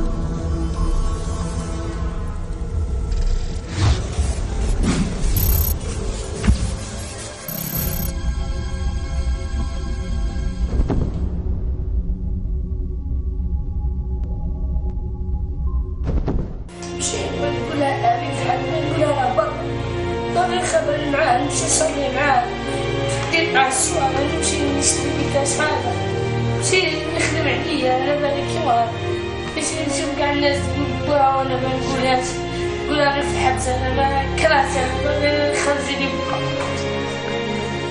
خرجي لي بوها، شوفي بوها من الطاقة، نقول لها انا في الحبس، تجيني كاع يسقسوني يقولوا لي يا ابي وانت محبوس. بدينا نطلب من الرئيس يخرج لي بوا، حنا نقول لها برا، ما نقول لها فيني نرقد حداها، يحكي لي نحكي له نهضر معاه نقول له كاش حية نقول له سري نقول له صوالح نقول له من الحبس نهضر معاه وخايف لا يسمعونا وخايف لا يقول منا وما نهضر معاه تحية وما نقول له تحية مليحة ونقعدو غير كراكي هذا ما كان نقول له من برا يفرح بيا يشري لي قش يدير لي الحفلة يقول لي قرا شي يقولها لي من الحبس الناس اللي بريا ولا يقول لي من برا يقول لي ودي قرا ودير ونقولها بوا من برا نقولها بوا ماشي نقولها له في الحبس انا مانيش باين في الحبس.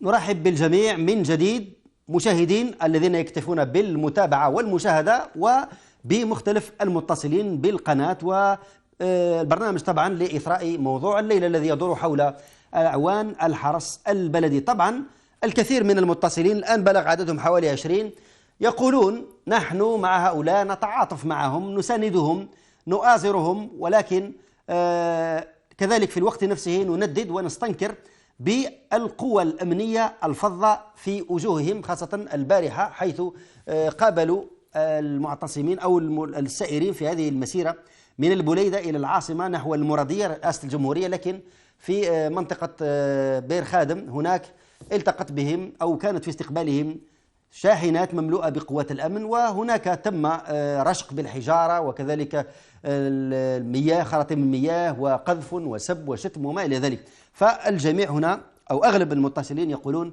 لا بد من المعاملة الحسنة لهؤلاء ولا بد من معاملة هؤلاء معاملة برفق، خاصة وأنهم شريحة من شرائح المجتمع الجزائري ولا بد من فتح باب الحوار معهم والاستجابة لمختلف مطالبهم الاجتماعية والنقبية. نعم تفضل يا أخي. مروان من الجزائر. السلام عليكم. وعليكم السلام ورحمة الله. السلام عليكم. السلام ورحمة الله. ايش لاباس؟ لاباس مروان. الحمد لله. حبيت نشارك على تاع حاس بلدي. ايوه تفضل اخوي. انا مانيش معاهم في المسيره اللي داروها خاطر هما اللي جابوها لرواحتهم. ايوه ايوه. علاه خاطر نهار الشعب نهار باش يدير دوله معظمهم يقولوا في الشعب يساندوا في النظام. نعم. سمعت اخي؟ نعم نعم. اما اللي كنا مانيش معهم مليح ليهم مش رايح راسهم. طيب يعني انت لا تؤيدهم؟ لا نؤيدهم خاطر لو كان جاو دافعوا على البلاد بالقانون يكون ماشي راضي في مرة. نعم. لا نؤيدهم. نعم.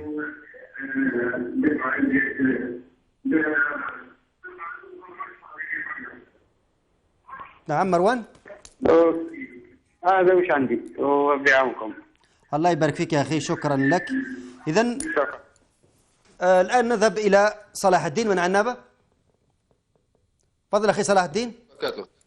السلام عليكم. وعليكم السلام ورحمة الله. المشاهدين وحيي كل متتبعي القناة المغاربية ومن خلالكم كل الشعب الجزائري الحر. شكرا أخوي عثمان. نعم.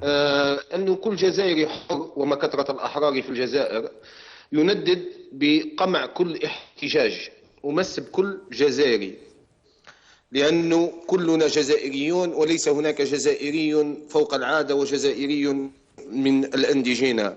أيوة. لكن قمع الاحتجاجات في الجزائر هو داخل في إطار سياسة توفا بيان أون ألجيري، لأنه هذا النظام وهذه السلطة تريد لا نظام معذرة تريد باش تبين لعامة الشعب أنه ما كاين والو صاير في البلاد وكلش راهو ماشي واللي يتكلموا هذا راهم ما هم إلا غاشي كما سموهم من قبل.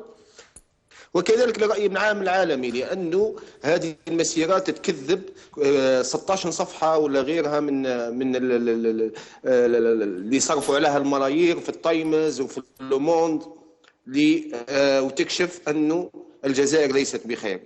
لأن جزائرنا الحبيبة أخوي عثمان مريضة، نسأل لها الشفاء. عم بالك باش مريضة أخوي عثمان وش هو المرض نتاع الجزائر أخوي عثمان؟ مرض الجزائر هو السرطان، لو كونسير والعياذ بالله. إذا في العوض باش كل قوى على حدة تطالب بمطالبها، واحد يطالب بالخبز، واحد يطالب برواتب وغير ذلك، لابد على كل هذه القوى أن تتوحد رغم اختلافاتها على أقل نقطة اشتراك نشترك فيه، وهي الكرامة الإنسان الجزائري. لأنه في بلادنا كرمك الله وكرم الله السامعين كل شغلة غير العبد الخس، قيمة الإنسان وقيمة الجزائري طاحت. أما فيما يخص احتجاج هؤلاء الحرس البلدي، فهؤلاء الحرس البلدي مساكين أخي عثمان، كان جزاؤهم جزاء سنيمار، وقصة سنيمار معروفة. أيوة. يعني كاين فئة كبيرة منهم نقول لهم كما قال العامة المتدخلين: يدك أوكت وفوك نفخ. استغلوا، منهم من استغل من أطراف استئصالية وكانوا أداة ضد الشعب الجزائري، أداة للقمع، ومنهم من تجاوز وكان ملكي أكثر من الملك، بلي روياليست كو لو روا، وذهب في سياسة يعني في ممارسة الديكتاتورية، يعني حتى أنه شكلوا عصابات وغير ذلك، وكانوا يقترفوا بعض الجرائم باسم الجماعات المسلحة وبعض الاغتصابات والاختطافات، وعرجوا على الإخوة باش ما نعاودوش نفس الشيء كما جرى في غليزان وجديوية وغيرها، ونصهم في الأحباس. لكن أنا اليوم نقول لهم ان شاء الله تكون نيتكم نيه سليمه، وما تكونوش مستغلين من فئه اخرى مره ثانيه اللي هي فئات استئصاليه لتمرير بعض الرسائل، لانه تشكيل الحكومه مازال ما صراش، والكثير منهم راهم من الارندي. ممكن هي ورقه الضغط الارندي باش تكون عنده مراكز قوى في الحكومه، وممكن هو الجهات الاستئصاليه اللي قبل اللي كانت محركتهم قبل اللي تحرك فيهم اليوم، والله اعلم. ان كانت نيتهم سليمه فعليهم أن يضموا أصواتهم لصوت الشعب الجزائري، وتكون توبتهم نصوحة، ويوقف الشعب الجزائري كل في وجه لاستئصال هذا السرطان. عافانا وعافاكم الله. النقطة الأخرى خويا عثمان، أيوة، أنه يقول لك بعض المتدخلين أنه تكلموا السيد عبد العزيز بوتفليقة رئيس الجمهورية وغير ذلك. أنا قلتها مرات عديدة، إذا كان في كل مناسبة في التلفزيون يقول لك بفضل فخامة رئيس الجمهورية المشروع الفلاني بفضل فقط، إذن حتى النقد السلبيات، إذا كانت الإيجابيات بفضل فخامته فالسلبيات بفضل فخامته أيضا. يعني هي أسباب، يعني كيما نتكلموا ولو ان تي في قناة اليتيمة راهي تشيع بكل المشاريع وكأنه هو اللي وراها، إذن حتى سلبيات اللي تصرى إذن هو اللي وراها. هذه النقطة الثانية.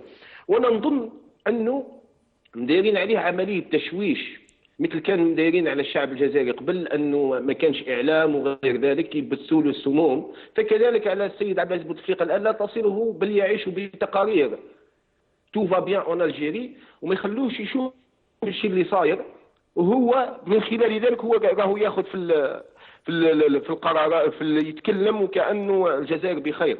ونشكر الأخ اللي تعرض للموضوع اللي تعرضنا له كم من مرة، موضوع الشباب الحراقة المغلوب على أمرهم في أوروبا وغير ذلك، اللي هم من الشباب الجزائري.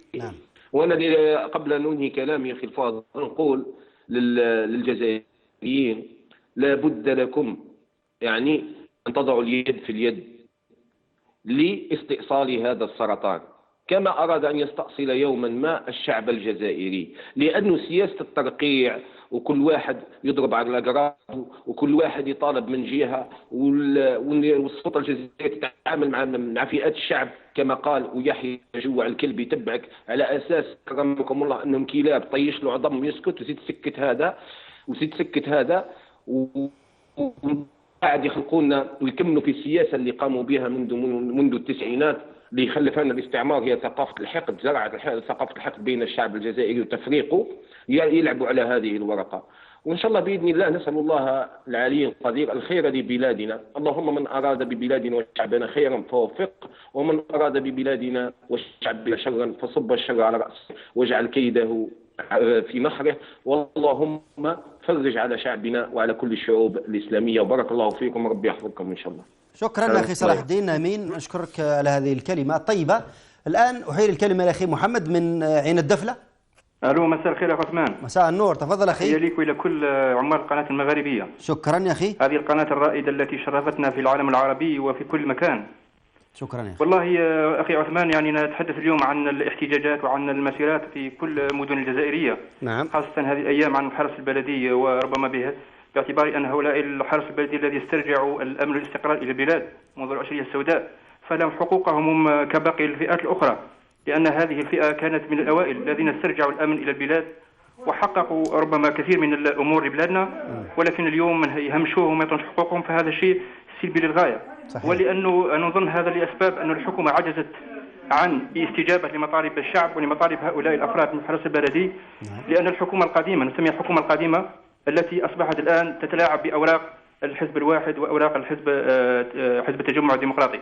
ولذلك اعتقد انه الاحتجاجات ما زالت مستمره من طرف كل فئات المجتمع الجزائري، خاصه العمال وكل فئات المجتمع التي تطالب باعاده العدل والانصاف ما بين افراد الشعب الجزائري. الحرس البلدي كعينه فقط، وما زالت هناك احتجاجات في الايام القادمه من خلال الاسلاك الاجتماعيه من طرف العمال وغير ذلك، حتى تسترجع الطبقه العماليه حقوقها الشرعيه، لان الدوله تخلت نهائيا عن حقوق المواطن الجزائري، وخاصه الحرس البلدي الذي لهم كل الحقوق ولهم احترافات، لانهم في 94 عندما كان الرصاص يرن هنا وهناك من وقف الى جانب الشعب هم الحرس البلدي، هم اصحاب البدله الزرقاء. ولذلك هذه الفئه التي همشت واصبحت الان في حاله ماسه الى حقوقها. الان نشوفوا البارح نشوفوا البوليس يضربوا في الحرس البلدي، هذا شيء سلبي جدا ويشين بسمعه الجزائر امام المجتمع الدولي وامام الامم المتحده.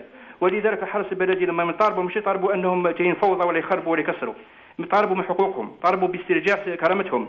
لما كانوا في الغابه وكانوا يستعملوا السلاح لمواجهه الارهاب، ما جو من اجل الفوضى ولا من اجل باش ترفع الجزائر راسها، والحمد لله الجزائر رفعت راسها بفضل هؤلاء الرجال الصامدون. ولذلك الدوله لابد الان ان تعترف مهما تكلفت بحقوقهم الشرعيه من خلال قوانين جديده في اطار اصلاحات سياسيه واصلاحات اقتصاديه لهذه الفئه من خلال السكن وحقوقهم والعمل وغير ذلك.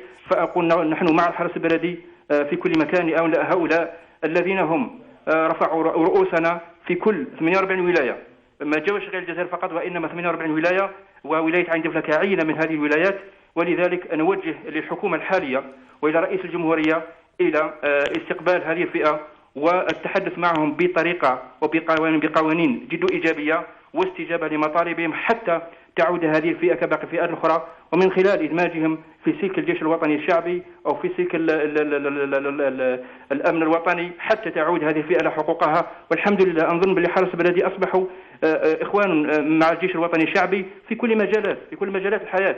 ولذلك لابد علينا ان نعترف بهذه الشريحه من المجتمع واعطائها كل الحقوق والواجبات الشرعيه. الاخ عثمان، ونشكرك جزيل الشكر على الاستجابه لهذه المطالب الشرعيه لهذه الفئه. شكرا لك اخي محمد، كنت معنا من الدفله. طبعا نحن دوما في خدمه الجزائر وابنائها، سواء في الشرطه او الجيش او الدرك او في جهات اخرى تعتبر نفسها قد طالها نوع من الحقره او نوع من الحقره مثل ما نقول هناك في الجزائر.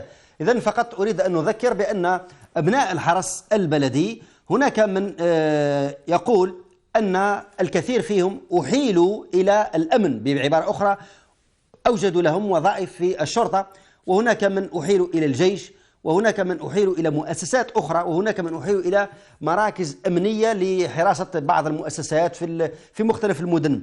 وهناك جهات أخرى تقول لا، هذا كله موجود فقط على الورق وليس موجودا بالفعل أو في الميدان أو الواقع. وهناك جهات أخرى طبعا في هذا الحرس البلدي دائما تقول إن الأجور التي نتقاضاها ليست كباقي أجور قوات الأمن المعروفة أو الشرطة في الجزائر، ولذلك لا بد من إعادة النظر في الأجور، في الرواتب، في المنح، في العلاوات، في كثير من الأمور، خاصة بالنسبة لإعوان رجال الأمن، إعوان الحرس الذين فقدوا، وبالتالي لابد من الاهتمام بعائلاتهم وبأبنائهم الذين طبعا فقدوا والذين ماتوا أيام العشرية السوداء، أيام فترة التسعينات. فكذلك لابد من الدولة أن تلتفت لهذه الأسر، أسر هؤلاء الذين قلت فقدوا أو ماتوا في فترة التسعينات. يذكر فقط أن بعضا من أعوان الحرس ليس فقط في العاصمة والبليدة، هناك جهات أخرى. فقرأت في الصباح أن بعضا من أعوان الحرس البلدي العاملين في مراكز المراقبة الثابتة الموجودة في بلدية العوانة ولاية جيجل تضامنوا بدورهم مع زملائهم الذين دخلوا في إضراب عن الطعام منذ قرابة أسبوع أمام مندوبية الحرس البلدي في البليدة. كما تخلى بعض الأعوان أيضا عن مراكز كثيرة كانوا يشتغلون هناك بها، وهذه المراكز طبعا أنشئت خلال التسعينات في إطار تعزيز الأمن، ورفضوا مزاولة الحراسة بها إطلاقا، كلها من أجل ماذا؟ التضامن مع هؤلاء المعتصمين في البليدة والذين ساروا فيما بعد، يقصد البارحة، نحو المرادية. ولكن مثل ما ذكرت في المقدمة أنه في وسط الطريق في بير خادم تعرضت لهم قوات الأمن هناك مستخدمة خراطيم المياه وكذلك الأساليب الخشنة التي نددتم بها أنتم، كما ندد بها الحقوقيون والمحامون والأحزاب وغيرها، لأنها كانت معاملة فجة ومفرطة في حق هؤلاء الذين كانوا يسيرون في مسيرة سلمية. الآن الكلمة لجمال. تفضل أخي جمال. جمال عفار. نعم، السلام عليكم أخي عثمان. أهلا وسهلا بك. الله يبارك فيك أخي. تفضل أخي جمال. الكريم. نعم. مسيرة الحرس البلدي، أيوة. وقبلها عمال التربية، ومن قبلها كتاب الضبط، قبل هؤلاء جميعا نعم أخي جمال. الأمن. والبارحة كان العنف أكبر كما ذكرت أخي عثمان ضد الحرس البلدي. لم يكتفوا بالعصي، بل زادوا بخراطيم المياه وبمحاصرتهم وقمعهم بعنف وبشدة. هم أي رجال النظام أصبحوا رجال فتنة بين الشعب وقوات الأمن. أنا والله لا ألوم قوات الأمن، ألوم المسؤولين على هذه القوات، حيث أصبح هؤلاء المسؤولون وعلى رأسهم وزير الداخلية والسيد الهامل مدير الأمن الوطني هم رؤوس الفتنة، هم يشعلون الفتنة بين أبناء الشعب الجزائري. وأنا أريد أن أقدم أدلة على ذلك. احنا هذه الأيام عندنا مهرجان تيمغاد، مهرجان الشطح والغناء وتبذير الأموال والفسق والعري.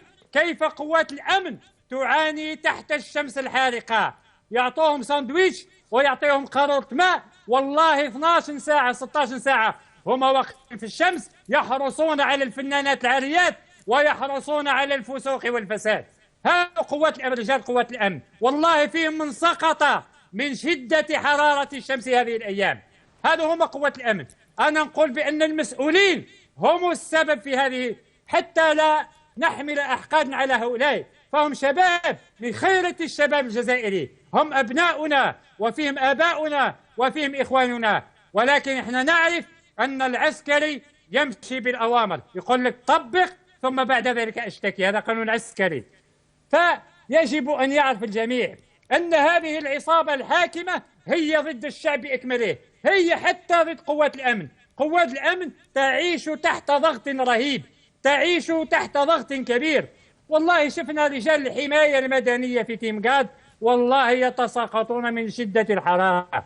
قوات الأمن، الأجهزة الطبية، والله اتصلت بأحد مدراء الصحة قال لك عندنا فرقة طبية 24 ساعة واقفة في تيمغاد، قال لك حتى الأكل والله ما يحصلوا عليه، ما عدا المسؤولون مثل الوالي ورئيس الدائرة وغيرهم من المسؤولون قاعدين في أوتيل شليا مع الفنانين والفنانات في النهار، وفي الليل يحضرون لهم أماكن خاصة تحت رعاية والي الولاية أو تحت رعاية وزير الثقافة. فأخي الكريم، كل مرة يخرج علينا الهامل هذا مدير قوات الأمن ويقول بأننا الآن عندنا قوات أمنية محترفة وهناك تحسن كبير في حقوق الإنسان وكذا وكذا. أين حقوق الإنسان البارحة؟ مهما كانت هذه الفئة، حتى ولو نحن نعلم أن هذه الفئة هي فئة من الذين غرر بهم، نقولها بصراحة، هذه الفئة غرر بها في وقت من الأوقات لما جاء الانقلابيون، هم الذين أتوا بهذه الفئة، والآن عرفت بأنها كانت مظلومة، عرفت بأنها غرر بها، وها هو النظام يواجهها بالعصا والقمع والظلم. فيا أخي أنا أقول رجال هذه القوات، قوات الأمن، يعانون من ضغط هذه السلطة. وأنا ذكرت لك كيف راهم يعانيوا هذه الأيام في المهرجانات، ويعانيوا في الأماكن التي يأتي إليها المسؤولون أو الفنانون، تجدهم يوم كامل وهم على الأرصفة تحت أشعة الشمس. فالحقيقة يا أخي اسم قوات الأمن الآن يجب أن يصبح قوات الخوف وقوات الترعيب وقوات رعب الشعب الجزائري. بالنسبة للمواطن عليه أن يعلم بأن الحل أصبح قريب. الحل أصبح قريب، نعم أقولها قريب. فالنظام الجزائري أصبح نظاما هشا، وعلى الشعب أن يتحرك بكل قوة وبكل جرأة وبكل شجاعة وبكل سلمية لترحيل هؤلاء.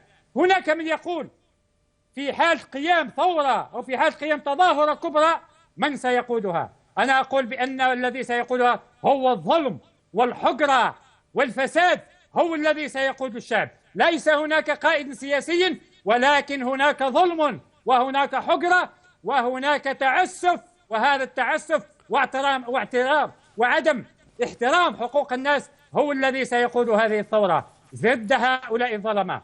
اليوم يخرجوا علينا بعض الآئمة وبعض العلماء في بيان في جريدة الشروق تحت عنوان أئمة وعلماء دين يطالبون بمقاطعة اللحوم الحمراء والبيضاء لخفض إسعارها.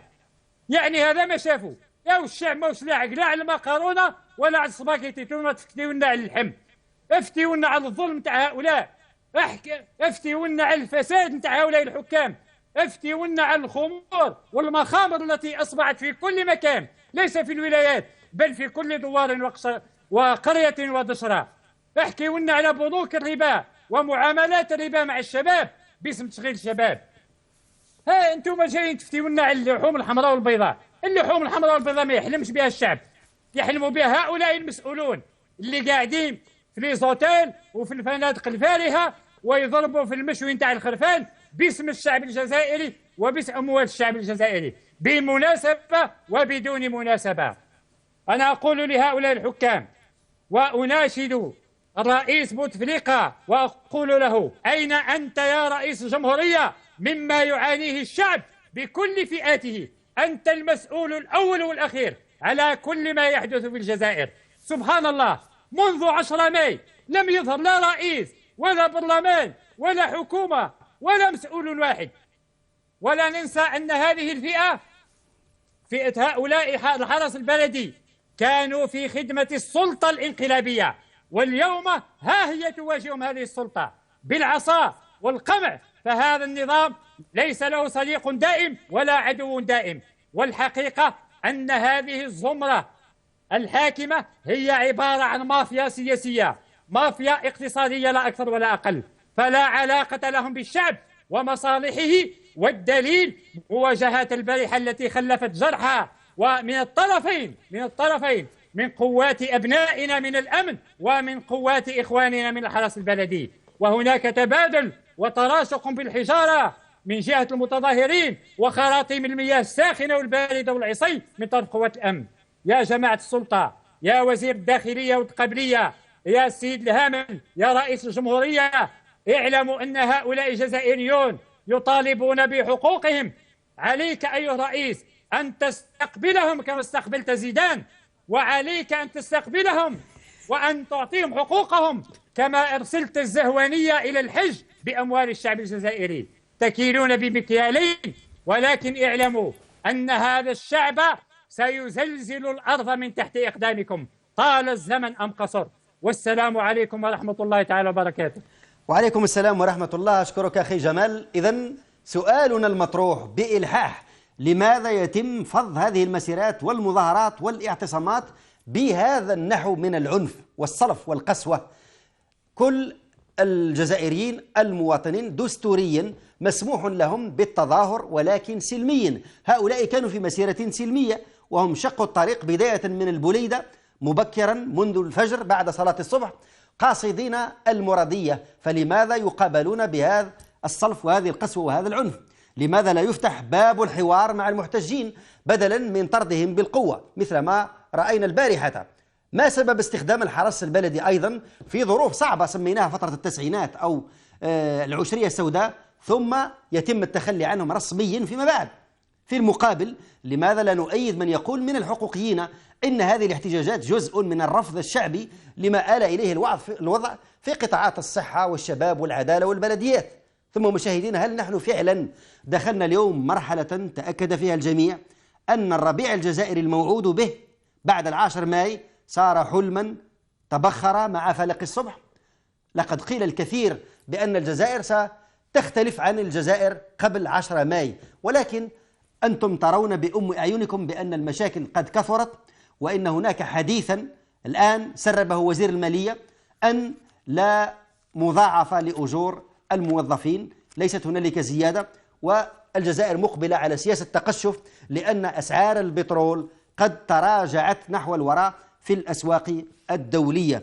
أحيل الكلمة الآن لأخي عبد العالي من وهران. السلام عليكم أخ عثمان. أهلا بك عبد العالي، كيف أحوالك؟ بارك الله فيك. وعاد عثمان إلى أرض الإصباح الأولى وهي المغاربية التي أشرقت علينا وفكت الحصار المحكم علينا من طرف النظام. أما بما يخص حبيت نفتح قوس لأن بعض المتدخل سمير أثار حافظة بعض المواطنين بعض الأصدقاء هنا في وهران اللي قال كلمة يعني بالنسبة للمغاربية فتنة. هذه الكلمة أقول له هي كلمة كبيرة، واش يقصد بها؟ يعني كلمة فتنة بالنسبة للحاكم أو بالنسبة لمن؟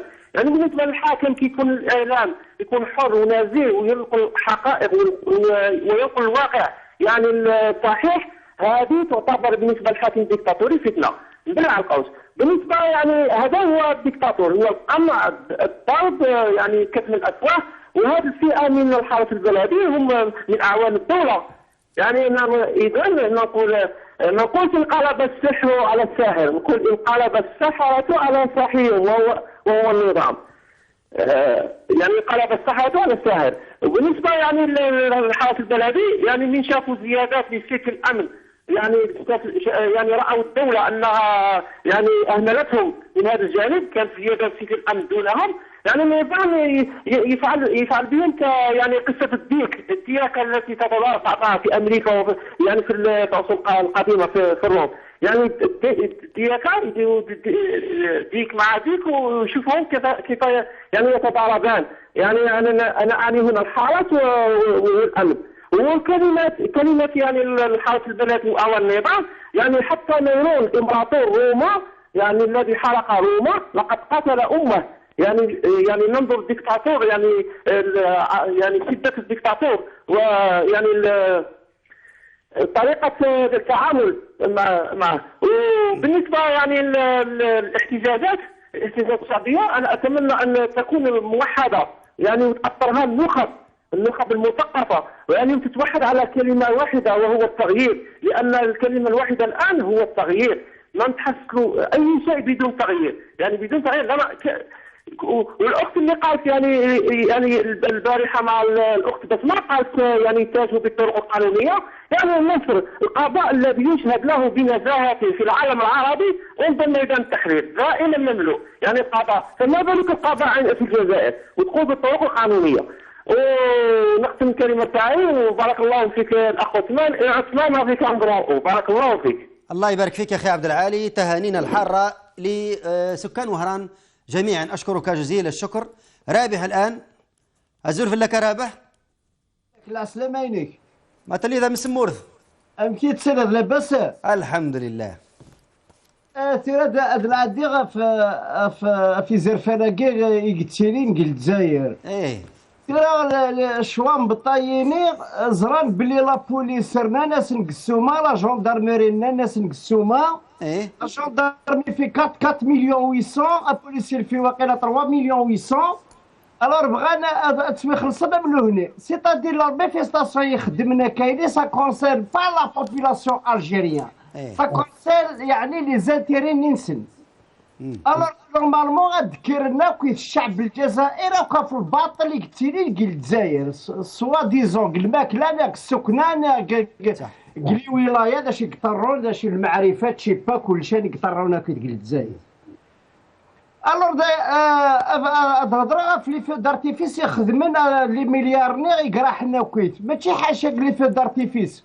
الوغ ما الا تسوى لها تنخدم قلي جورنال جو في ميم الجرنال داكي الالمان بوتفليقه يصور ماليكا انجليكا مايكل في بيبليسيتي الجرنال سا كوت بوكو دو لارجون بور فير سيت بيبليسيتي الور ماشي كان الالمان خدمه سبب امريكان كندا يعني لي غروند بيي ils sont en train de faire d'ajouter les fleurs c'est-à-dire قلق لاباس وقلق نخدم تامور قلق نتهاك الشعبيين سي une politique vraiment de la mafia.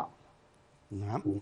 الور داكيني خصنا ثاني يدير من فلاس لا بيبليسيتي يني صافي با لونطون مي فطرة تايني ترى ما الا ذوينا مكين سينايي ونقوالي سينا ساكيد الجزائر يا بن داير اللي كذا موطار يتسالين يطار مزن في تعبوط شري الكوميسار وباقي يغلي بوط اللي كذا بوليس كاسكيط دكدي سهره ولا دكفوس وين دين تقلس وفاسق الرؤيه كي تسدوا للجزائر ويعطيك الصحه. شكرا يا ربوح. اذا اخي رابح من المانيا يقول انه حتى هنا في المانيا هناك جرائد، طبعا يقصد الجرائد الالمانيه، نشرت الاشهار اللي قامت به السلطات او قام به رئاسه الجمهوريه في مختلف الجرائد الاجنبيه، في لو موند الفرنسيه، كذلك التايمز البريطانيه والبايس الاسبانيه، وكذلك التاينوغ اللي هي الالمانيه، كذلك بالنسبه ليو اس اي توداي اللي هي في امريكا. هذه الجرائد كلها طبعا اخذت اموالا طائله، هذه الاموال الطائله هي في سبيل نشر بعض ما جاء في كاشهار في صفحتين او ثلاث، حتى على اساس انه الجزائر انتقلت من مرحلة كانت سيئة للغاية والآن هي دخلت مرحلة مهمة جدا مليئة بالإنجازات وغير ذلك، ولكن هناك أموال طائلة طبعا بالعملة الصعبة وليس بالدينار دفعت لهذه الجرائد. وهناك من الصحفيين في جريدة لوموند من لاموا رئاسة التحرير لهذه الجريدة على قبول مثل هذه الأموال في الوقت الذي يعاني فيه الكثير من الجزائريين من الحجرة وأزمة السكن وغيرها. ذكر رابح أيضا أن هذه السياسة أو هذه الاحتجاجات ليس فقط من الحرس البلدي، ولكن هناك كذلك في الجزائر العميقة بالخصوص من يعانون الكثير في هذه الظروف الصعبة، وبالتالي فلا بد أن تكون الاحتجاجات عامة حتى تعطي النتيجة، وليس بالنسبة فقط للحرس، ولو أنه يؤيده ويقول إن الحرس مقارنة مع الشرطة والدرك فإن أجورهم زهيدة ووضعيتهم الاجتماعية في تدن مقارنة بالذين هم سابقوه، الذين هم في الدرك أو الجيش. نأتي الآن إلى من؟ طيب ما زلنا طبعا نحن نتكلم عن هذا الملف، هو الملف الذي هو عوان حرس الأمن الحرس البلدي الذين قاموا بهذه المسيرة. هذه المسيرة طبعا من البليدة نحو العاصمة لتذكير السلطات بمطالبهم التي أودعوها وزارة الداخلية قبل شهور، لكن للأسف الوزارة لم تلبي هذه الوعود ولم تعمل بها نهائيا، مما جعل هؤلاء ينتفضون بعد أن اعتصموا وأضربوا عن الطعام في البليدة، ثم قرروا المسير. طبعا هذه المسيرة انطلقوا بعد صلاة الصبح أمس ووصلوا إلى العاصمة في المساء، ولكنهم لم يلجوا العاصمة أو قلب العاصمة، وصلوا بير خادم، وهناك وجدوا في انتظارهم حوالي 110 من الشاحنات مملوءة بقوات الأمن، وتدخلت هذه القوات وفضت هذه المسيرة وحالت بينها وبين إكمال الطريق نحو المنادية. الآن أعطي الكلمة لأم أمين. تفضلي أم أمين. السلام عليكم. وعليكم السلام ورحمة الله. واش راك وليدي؟ لاباس؟ لاباس أم أمين، كيف أحوالك أنت؟ يعيشك، تحياتي لك ولطاقم قناة المغاربية. شكرا. قناة الرجال الحرين. شكرا أم أمين. يعيشك يا خويا. هاد المسيرة اللي داروها الحرس البلدي، أيوة، قاتل هما يزون دغوا دو فار لا مارش، من حقهم يطلبوا واش كاين، بصح نساو نهار اللي كانوا يقولوا لهم صدموا على الديور تاع الناس ورفدوا وغبنوا، ما على بالهمش بلي الدوله كانت تخدم بهم. نعم. كانوا يخدموا بهم ضد الشعب، ما خلاو ديور، ما خلاو بنات. انا مخطوف معايا صدموا وليدها، صدموا على عروستها، داروا لي ما تندارش من جهه زمير لي يا خويا العزيز. أيه؟ هاي الناس على بالها، غير على بالها وليدها. مع خلى مرتو وولادو رفدوا الراجل داوه ليومنا هذا. انها ما داروا، انها ما نهبوا الحوان، كانوا يقولوا لكم استغفر الله يا ربي لا اله الا محمد رسول الله، احنا ربكم الاعلى. انها ما داروا في الشعب الجزائري. انا هاني نقول لك ونعبدك من حقهم يدوموندوا الحقوق ديالهم، يخدموا يخلصوهم السيف عليهم. بصح هما جابوهم باش يديروا فتنه بين الشعب وبينهم هما. زعما احنا ماناش جزائريين وهما جزائريين، ما على بالوش باللي كانوا يخدموا بهم يستعملوهم كي يكملوا الشغال تاعهم كامل يطبعوهم على راسهم. وهاد الناس نورمالمون يكونوا واعيين، يقول لهم كي تعطونا، كانوا يعطوا لهم السلاح يصدموا ويقتلوا الناس. اليوم جا دالتهم عام السلاح اللي عطاوهم لهم عاد دار عليهم وماتي. ما كانوش يخموا ويقول لك حنا ما نروحوش نديروا مبوحال في الشعب، نروحوا نخدموا ونتموا. هما كانوا دائما ضد الشعب الجزائري، ما خلاو ليه يشوفوه باللحيه يكونوا معاه. الجوامع ما خلاوهم، لي زيكول ما خلاوهم، ترقان ما خلاوهم. واش كانوا يحسبوا في روحتهم؟ ما على بالهمش باللي تدور الناعوره عليهم. هاي دارت عليهم الناعوره وها مرماوهم يسافا اتر انكور بيغ علينا حنا امه الدوله هي قالت ندي هاد الناس خاطر حسبوهم كاع ينتموا للفيس. عملوا هذا الجبهه الاسلاميه للانقاذ، هذه جبهه تاع ارهابيين ماشي تاع رجاله، كانوا فيها رجال جاب لي ربي حرين، داروا لهم عطاو لهم لاغريمون باش فتحوا الجبهه، ومن بعد داروا عليهم عادوا يلقطوا في لاجنارموري وهما قاتل وبقى هما هاد الشنابط كي داروا المسيره عندهم الحق يديروا مسيره. كانوا يقولوا لنا حنا ما ديروش المسيره، ما عندكم الحق. كانوا لي جان ما يخلوهمش، كانوا يضربوهم، المعلمين هم اللي يديروا المسيره.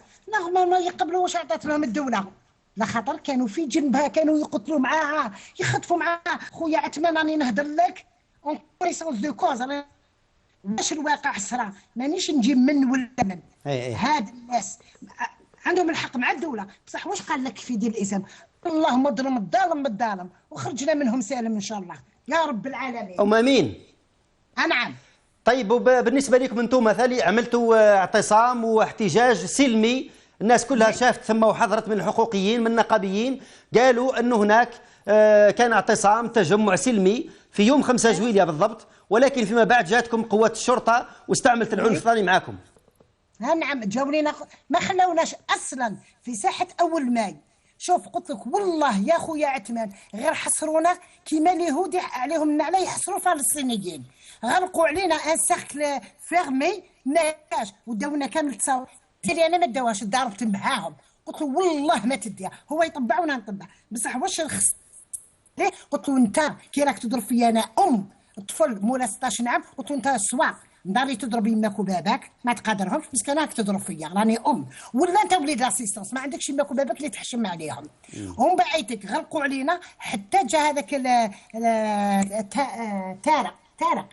طارق نسيت واسمه. ايوه هذاك والجماعه صدموا كامل على لا بلاص بهم يقوينا شويه وبدات هذيك. ومن بعيتك رفدوا الاخ حسن والاخ سليمان وزوج شيوخه. هاني نقول لك واحد والله يعتمر خويا كي تشوفوا انت تحشم منه، الشي مسكين فاقر على وليده من العوام العموم هو يجي معنا مسكين من بوفاري. هم علاش ما خلاوش حسن يصور، خاطر هذا كان يصور كلش يبعث لكم المغاربيه. ما احنا ما قدرناش ندو معانا. كنت غادي ندير الكاميرا يدونا جاوا على بالك محرشين معولين علينا ما كاش يتجبدوا هاك نسحبوا يدوهم ضربنا معاهم مع رجاله حقارين وقتالين والدوله قتاله. وتما كي كنا واقفين وحده قالت لي ما تعيطيش وما تقولش، قلت على ما نعيط وحقارين وقتالين ويحبوا يجوا للدار. هاي الدار راهي بينا على وليدي، ما راني نسرق ما راني نكذب ما راني نخبط ونزيد نولي البوتفليقه الدراهم راح نصرفوهم عند هذيك خالتها دومين على الله عليها. هذوك الدراهم ما عرفوش يروحوا يبنوا بهم لي زيكول المدارس للدراري، ما عرفوش يروحوا يخدموا الشباب اللي راه قاعد، راحوا صرفوا شحال من مريه. وهذا الشعب ما يفيقش باللي شوفوا حالتكم كيفاش راه اللحم 120 140 على ابواب سيدنا رمضان والشعب كامل ساكت. وهاد لي مينيس ما يقولولوش يقولوا البوتفليقه يهضروا كامل بيناتهم. وعلاش خليداتهم تدي هذوما يرموهم في الخماج والفساد الدراهم، والناس ضايعه، ني خدمه ني سكنه ني ماكله، باسكو هما كلش عندهم ساهل. شحال من مره راهي خسرت هذه خالده تومي، هذه المنافقه هذه كانت مع الويخي، كانت ضد الدوله زعما نهار كانت في لاغ سيدي، كانت تقول الدوله ماشي مليحه، قلت لها الدوله مليحه، جابوها عطاو لها ان بوست تاع لا بوغيتور حاشاك وحاشا قدرك، غمت فمها ودايره اللي ما تندارش، دايره اللي ما تندارش، والشعب كاع ساكت وراضي. ليجان مساكن يروح يشوفوا هاك الشطح ودع واش تحكم انت في ليجان، بصح وين راهم الرجاله؟ كون الرجاله خرجوا كاع 5 جويلية ما خرجش الشعب. انا اليوم النداء ديالي موجه للشعب، موجه لولاد المجاهدين والمجاهدين اللي مازالهم هنا في الجزائر، قولوا لهم كيفاش الدراهم هادو صرفت من خالده تومي، راهم الشهداء في قبرهم راهم يبكوا مساكن، يقول لك كيفاش هاد الدراهم نورمالمون يترحموا عليهم بكاش صورات تاع القران دينيه. طيب يا ام امين، نعم انا اشكرك جزيل الشكر، وبصوتك ورايك اختم حصه اليوم. مشاهدينا الكرام، نأتي إلى نهاية حلقة اليوم على أمل أن نلتقي بإذن الله تعالى في حصة أخرى، وفي طرق أبواب مواضيع أخرى طبعا لها علاقة بالمجتمع الجزائري، لأنني ذكرت فيما سبق بأن هذه الحصة هي ملكية خاصة للمجتمع الجزائري، بينما باقي البرامج بإمكاننا أن ندرج فيها مواضيع مغاربية. دمتم في رعاية الله وحفظه، وإلى اللقاء.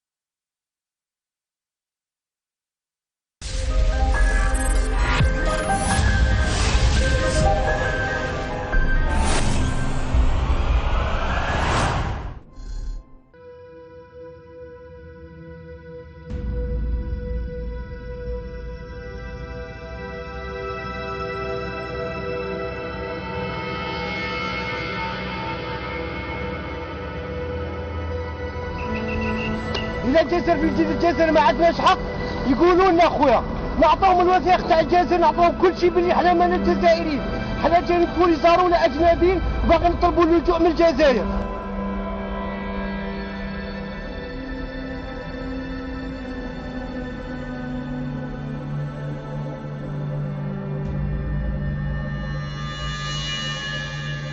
شوف عينك يا خويا، الظلم ما بغاوش يشوفوا فينا كاع، قالوا لنا ما عندكمش حق، هنا ما عندكمش حق العيش كاع، موتوا.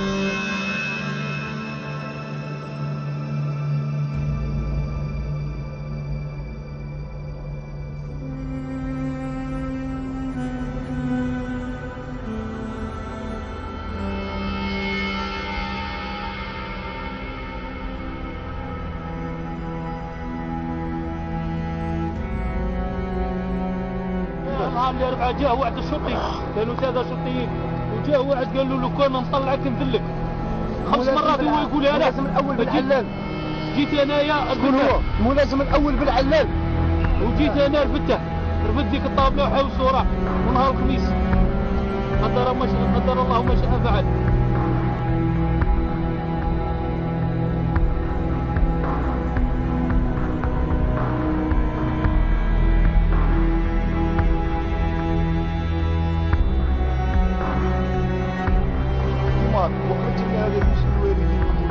هذا المجماعة خرج لنا هنايا قالنا والله ما تدوها امام الدار، مش عارف على جماعه.